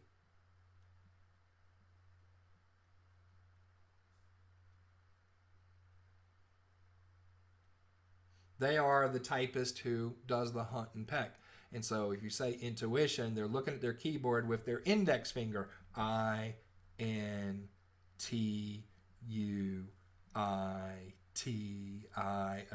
return. The touch typist thinks the word or sees the word and boom, out comes intuition on the screen, because that's what his fingers typed on the keyboard. He never thought 1 second about it. It all happened subconsciously. Muscle memory, whatever you want to call it, subconscious. You put that newer trader in a live trading room, they're going to think that trader is doing, because to them, what else? His RAS is working at this level. Their RAS still can't determine a bind of the sell from a harmonic wave convergence. I.e., they don't have the RAS. So he could come to situation number 1, and one time he treats it this way. He could come to situation number 1 again, and this time he treats it at situation 2. That's by the perspective of the new trader, whose RAS isn't where his is or hers is. It looks like, well, he did it this way once, he did it this way. It's subjective, and it's not subjective. That trader's RAS knows when it looks like a 1 situation, he knows the difference between it and this 1 situation, which is really a 2, and therefore he does something different. And yet it looks like he's dealing with the same thing each time. So the viewer of that goes, what the heck? This is subjective. This is too hard. Or they copy what he did in the 1 trade, and they see that on their charts, and they try to apply it, but it ends up being a 2 situation, and they lose, and now they're confused because, oh, this is what he did. I did it like he did it, and it didn't work. The system just doesn't work. That's why you can't have a live trader. You can't have a live trading room with an experienced trader and newer traders watching. Put 5 experienced traders together, now you've got some dynamics. This is why type 3s, or 3%ers, are lousy seminar presenters or lousy book authors. Because what they internalized as a given subconsciously, they can't go back and teach. See, this trader that separated the second approach for dealing with the situation, what looked like the same situation, and he dealt with it separately. And now, 15 minutes later, you go back and ask him why he did this here versus that. Now he has to think consciously about what he did. He might not even remember. Which even confuses the newbies even more.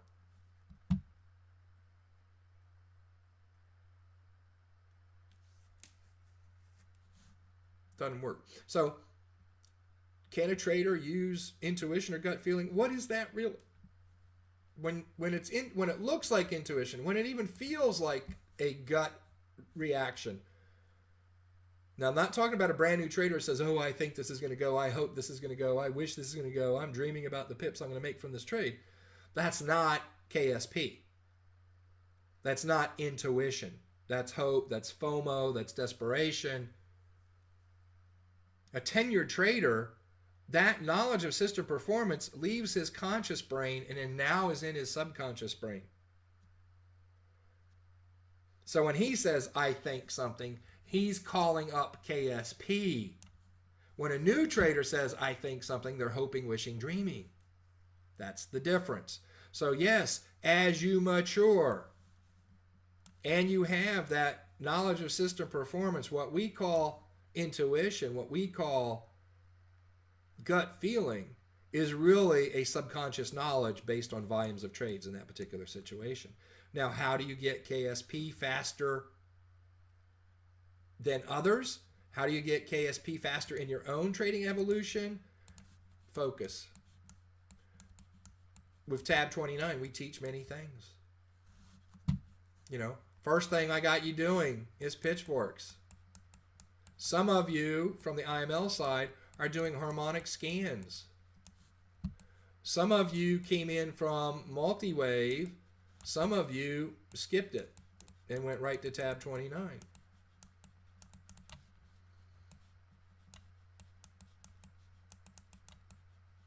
Some of you who did the harmonic scans are doing quick fire, and as a subset of that, Charlie Delta pitchforks.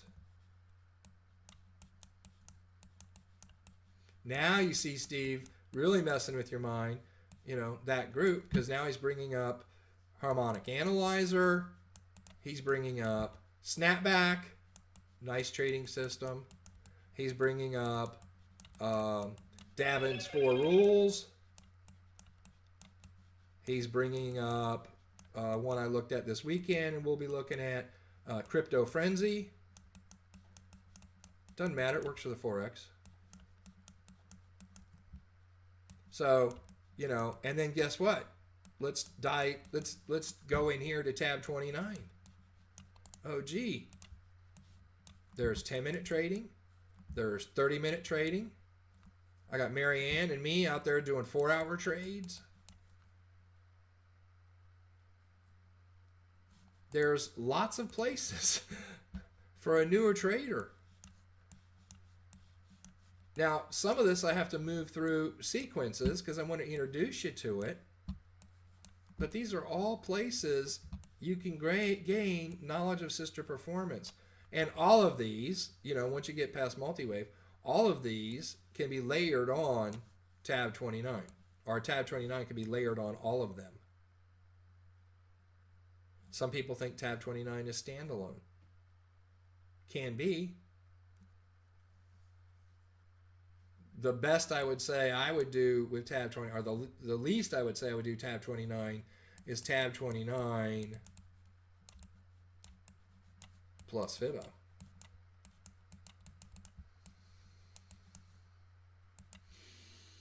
Oh my gosh, I'm so overwhelmed. No, you're not. You just think you are. So you have a lot of places.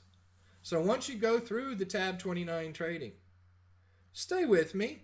It's okay that I show you some harmonic analyzer stuff, because in the harmonic analyzer stuff, I'm going to show you more examples of TAB29 and how to read it. It's not harmonic analyzer changes how TAB29's traded. TAB29's traded the same way. If I put TAB29 on snapback trades, what it's going to do to snapback is get you in earlier, and it's going to extend the time you're in the trade for more profit, and the whole time, because you had a tighter stop, you're making more pips anyway, or more dollars per pip anyway. But nothing about how you nothing about how you trade TAB29 changes. It's layered on top of it to enhance it. So if I teach the analyzer, oh, I'm not interested in the analyzer, that's okay. Watch it for the TAB29 part. I don't think I'm going to trade snapback. I heard that was a crypto strategy. Doesn't matter, even if I'm using Bitcoin or Ripple, or whatever as the chart, what I'm doing with tab 29 isn't going to change. A convergence is a convergence. A bind of the cell still requires the 10-minute wave to pull back on a 30-minute snake to below 20. A pieces of 10 still has to have a higher low or divergence. Nothing changes. It reinforces. So while I'm showing you these other things and teaching some of these other things, it's reinforcing your knowledge. But when it comes time for you to trade, you need to pick one or two and drive that in depth. I can tell you right now, if I had a certification process, I could certify Marianne to teach 240 trading using tab 29.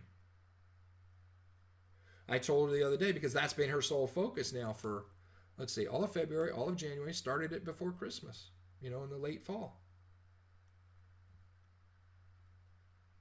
And even with the frequency much less than a 10-minute trade, the trade she's taken, she's learned from each one. And she knows more about 240 trading with tab 29 than I do. I'll be honest. Transparent. Because that's her sole focus. So her knowledge of system performance, her knowledge of the waves and what they look like, her knowledge of price action in combination with the waves, there's nobody else that could come close to it because that's been her focus.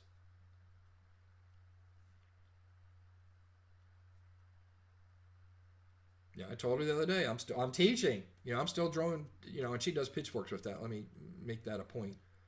She draws 4-hour pitchforks and draws pitchforks all the way down, 30-minute, 10-minute pitchfork. She draws it all the way down, all in support of her 240 trade. And she's got a money management scheme that works perfectly for her mental, psychological perspective. And she now trades that same money management scheme as best as possible in every trade. Robotic trading. She's got extreme KSP. Comes with a serious study, which he's made now for several years, plus now specializing. So some of you are just trying to do too much too fast. Some of you are, as I said, you've binge watched the videos and now you're struggling because you didn't learn it along the way. How many times do I have to see? You're not going to buy Tiger Woods' 10-volume DVD set on how to play golf, binge watch it on the weekend, and be trading it on Monday. You have to pay the price. And again, I'm here to teach mastery. So when I'm done, and I hope I'm never done, but you know what I'm saying. When I'm done, I have a trader that go off and trade any market. They could come back to me 3 months from now. Oh, I'm trading crypto. Boom, boom, boom. Hey, Steve, I switched to precious metals. I'm trading gold and silver now. Nothing's different. It's all the same. Same tab 29 trading. Nothing changes because you layer it on gold, or you layer it on Ripple, or you layer it on the pound yen. But within that, you can have somebody that's a 10-minute specialist. You can have somebody that's a 30-minute specialist. You can have somebody that's a 240 specialist. You can have somebody that is, where is it on here somewhere? You can have somebody that's an extreme pitchfork specialist. And they don't trade the analyzer for live money, and they don't trade snapback, and they don't trade Davin's 4 bulls, and they don't trade crypto frenzy. And they don't trade quick fire. But they can put a pitchfork on their 30-minute chart, and they know how to execute it from the 1-minute chart with tab 29 better than anybody else because that's their focus. That's where they evolve KSP. KSP comes from one simple thing, guys. Volume of trades that are correct, or, well, I'm going to run out of room to do this, that are correct, or corrected and processed and learned. KSP comes from volume of trades.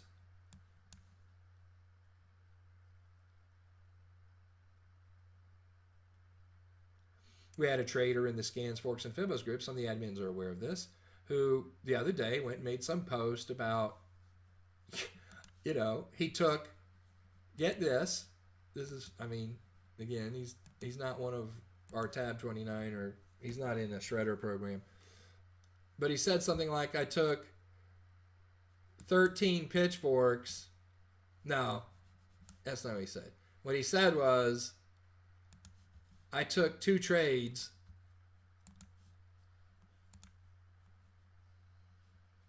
He said he took 2 trades and he lost on both, and so the jury's out on pitchforks. He took 2 trades and he lost. Now here's the interesting thing about this trader. He's in the Scans, Forks, and Fibbos group. He took the pitchfork course.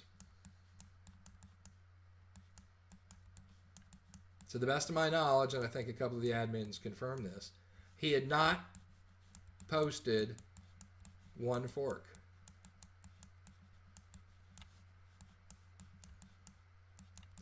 What do the admins say? What does Steve say in that group?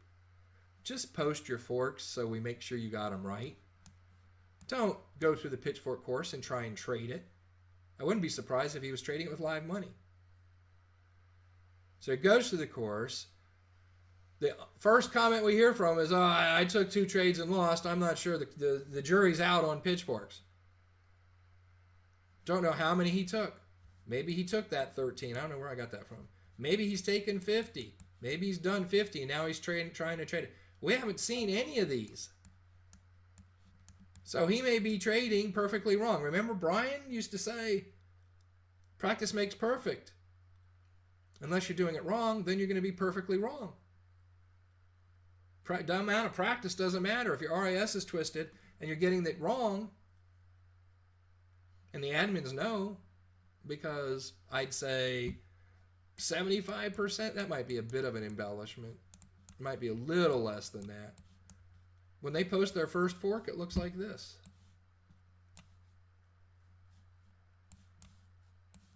It's upside down. They got them backwards. This should be a downward fork. And sometimes their 3rd, 4th, 10th fork still points in the wrong direction. So we got somebody over here who has never posted 1 fork, and now he's saying, I don't think pitchforks work because I took 2 trades with him and I lost them. So, moral of the story, get your clarity. That's the whole reason we have groups.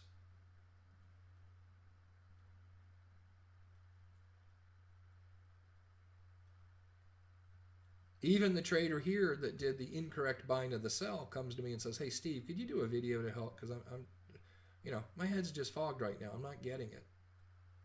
So absolutely. I've done this more than once. Not always a 2-hour and 17-minute video, but, I'll do a 5-minute video, a 10-minute video if I can't answer it in words and it really requires, graphics.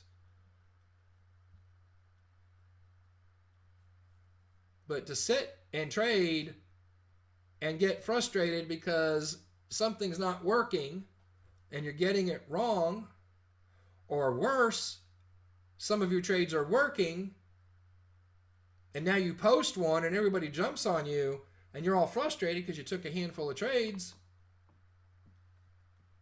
there seems to be a conflict. Of course that would be overwhelming. Hey, I've been doing this. I got some pips from them. I show you one of them and you don't like it. What's going on here? Why does everybody hate me? No, I'm not saying that's what he said. I'm just pretending. You know what I'm saying. So guys, post your trades. Watch this video. If you haven't watched TAB29 a second time, take college student level notes.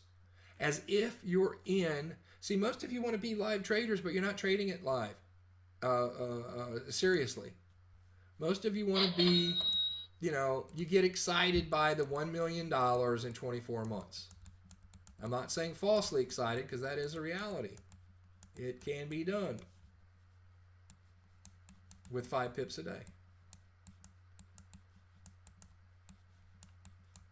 But some of you aren't treating it like that. Some of you aren't thinking, I'm going from job to trader. Some of you aren't thinking, I'm going to bring my spouse home so our kids don't go to daycare anymore. Some of you are, I'm in my 50s and, I'm thinking 10 years ahead and I don't have a retirement. Can't live off Social Security. Or maybe you're in a country that doesn't have it. Maybe you're in a country that does have it. But this is a big thing for U.S. residents. Where's my retirement? I have some friends that were in companies 20, 30 years, retired, and now their pension's gone because they were managed by, Lehman Brothers and is gone. Not fair, but some people are looking for retirement. I've always said, and this goes way back, way back, way back. There's even a slide in the shredder trading. I don't know if it's in Precision Traders. There's a slide of a picture of a guy leaning over a table. And we said, you are your own CEO of a $10 million trading company. Now, you might not be $10 million in profit yet, but that's what you are.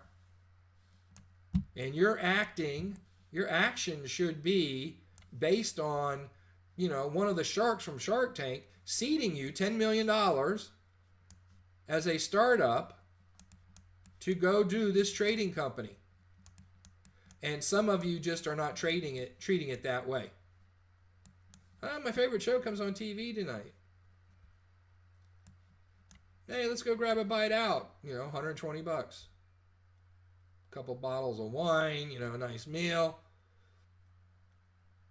You would not do that and dare face the venture capitalist who gave you that money. But run into him at the restaurant?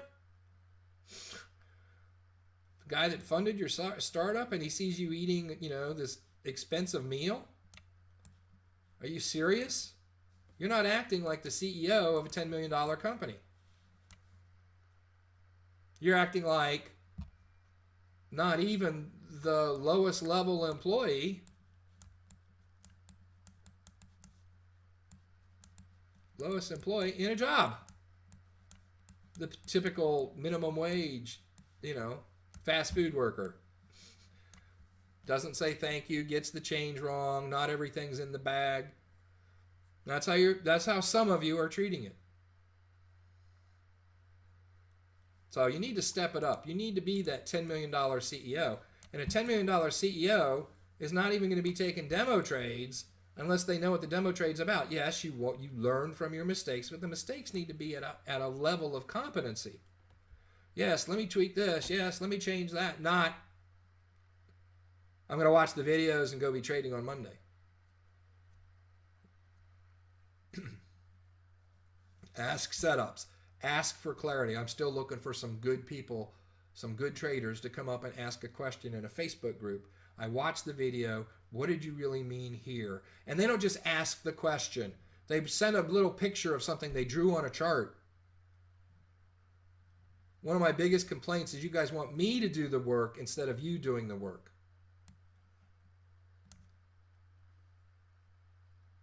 I had a trader the other day and I said, your chart submissions need to step it up some. You've been around long enough. Your chart submissions need to look right. And his response was, yeah, I know. I wanted people to see it. And I just got a little lazy. Well, you take somebody like me, I'm looking at hundreds of charts a day sometimes. I don't always comment. I'm flipping through them. I'm seeing what the other, senior traders have said. I'm looking at what the admins have said, plus my own trading. And if everybody freestyles their charts and does their own thing, it's a strain on me. Let me tell you, I've had traders in Pip Club and I've had admins in the Scans, Forks, and Fibos group who complain to me because they say, I'm giving up my time freely to offer some help, and I have to do the work because I have to decipher what their submission looks like. That's why we have submission guidelines. So we know what to look. Where's the entry? We can see it. Boom. White line, green line. Where's the exit? There's my red arrow. If I've got a series of things, well, I saw this, and then I saw that, and then I did this. Now I've got to read it and try and figure it out. Why don't you go put a number 1 by the wave, and then in your comments say number 1. Have you ever seen my posts? About the only people I've ever seen do that occasionally would be Mark. Does a lot of that sometimes when he has a big complicated. Steven does it. Neil does it now and then. Marianne's done it. And if I've skipped anybody else, it's not that you haven't done it. It's just so infrequent. But man, that really helps. Why do you think I have some big sophisticated write-up that's a page and a half long and I number it for you? You can say, oh, here's 1. This is what he said at 1. Where's the number 1 on the chart? Oh, I can find it. Now I can match what he said to where it right is on the chart. You don't have to go looking for it. Whether it's a time or a price. Oh, well, I did this when price was at blah, blah, blah. There's no arrow. There's no line. So now I've got to go find price, or an admin has to go find price, move it over to the left with their finger, or put it in an editing program so they could figure it out. You're making us do all the work. Guess what happens? So you know what the admins say? You know what the 10-year traders say? If the chart doesn't meet the requirements, I just skip on to somebody else who has, because I can get to more people that way. The admins, me, 10-year traders, we only have so much time, guys. And we're going to get through more traders with that time. That's going to be our mission. I want to help more people. And if your submission, because you were lazy, makes it harder for us, you're not going to get a lot of comments. You do the work on the submissions. It's your benefit to have somebody look at your charts. I don't want to do that. I've got to draw this line. Everybody could see where the convergence was. Blah, blah, blah, blah. And then you use different colors than the standards. Then you have lines all over the chart that are the same colors as other stuff, and we can't tell, is this a vertical line or is this a timeline? Be that CEO who knows they've got a $10 million company. So you go to that CEO for the company that, you know, the venture capitalist just put $10 million into, and he sees one of his old college buddies or one of his old, you know, neighborhood friends 20 years later. Hey, what are you doing? Oh, I'm the CEO of a $10 million company. They're right. Where's your goal? Maybe it's not 10. Maybe it's 5. Maybe it's not 10. Maybe it's 20. Maybe it's 1 million in 18 months, because instead of 5 pips a day, you're going to do 6 or 7. That'll totally yank this. I mean, just a couple of pips a day, more, 6 pips, 7 pips will just totally cut this time in a third. Maybe that's who you are, but then that's who you are, and you got to go make that happen. Don't just make it a statement, because then its effectiveness goes away. If you're not going to do the work to make it happen, law of spirals, my friends. All right, getting off subject, but a couple things I just had to get off my chest there. I apologize.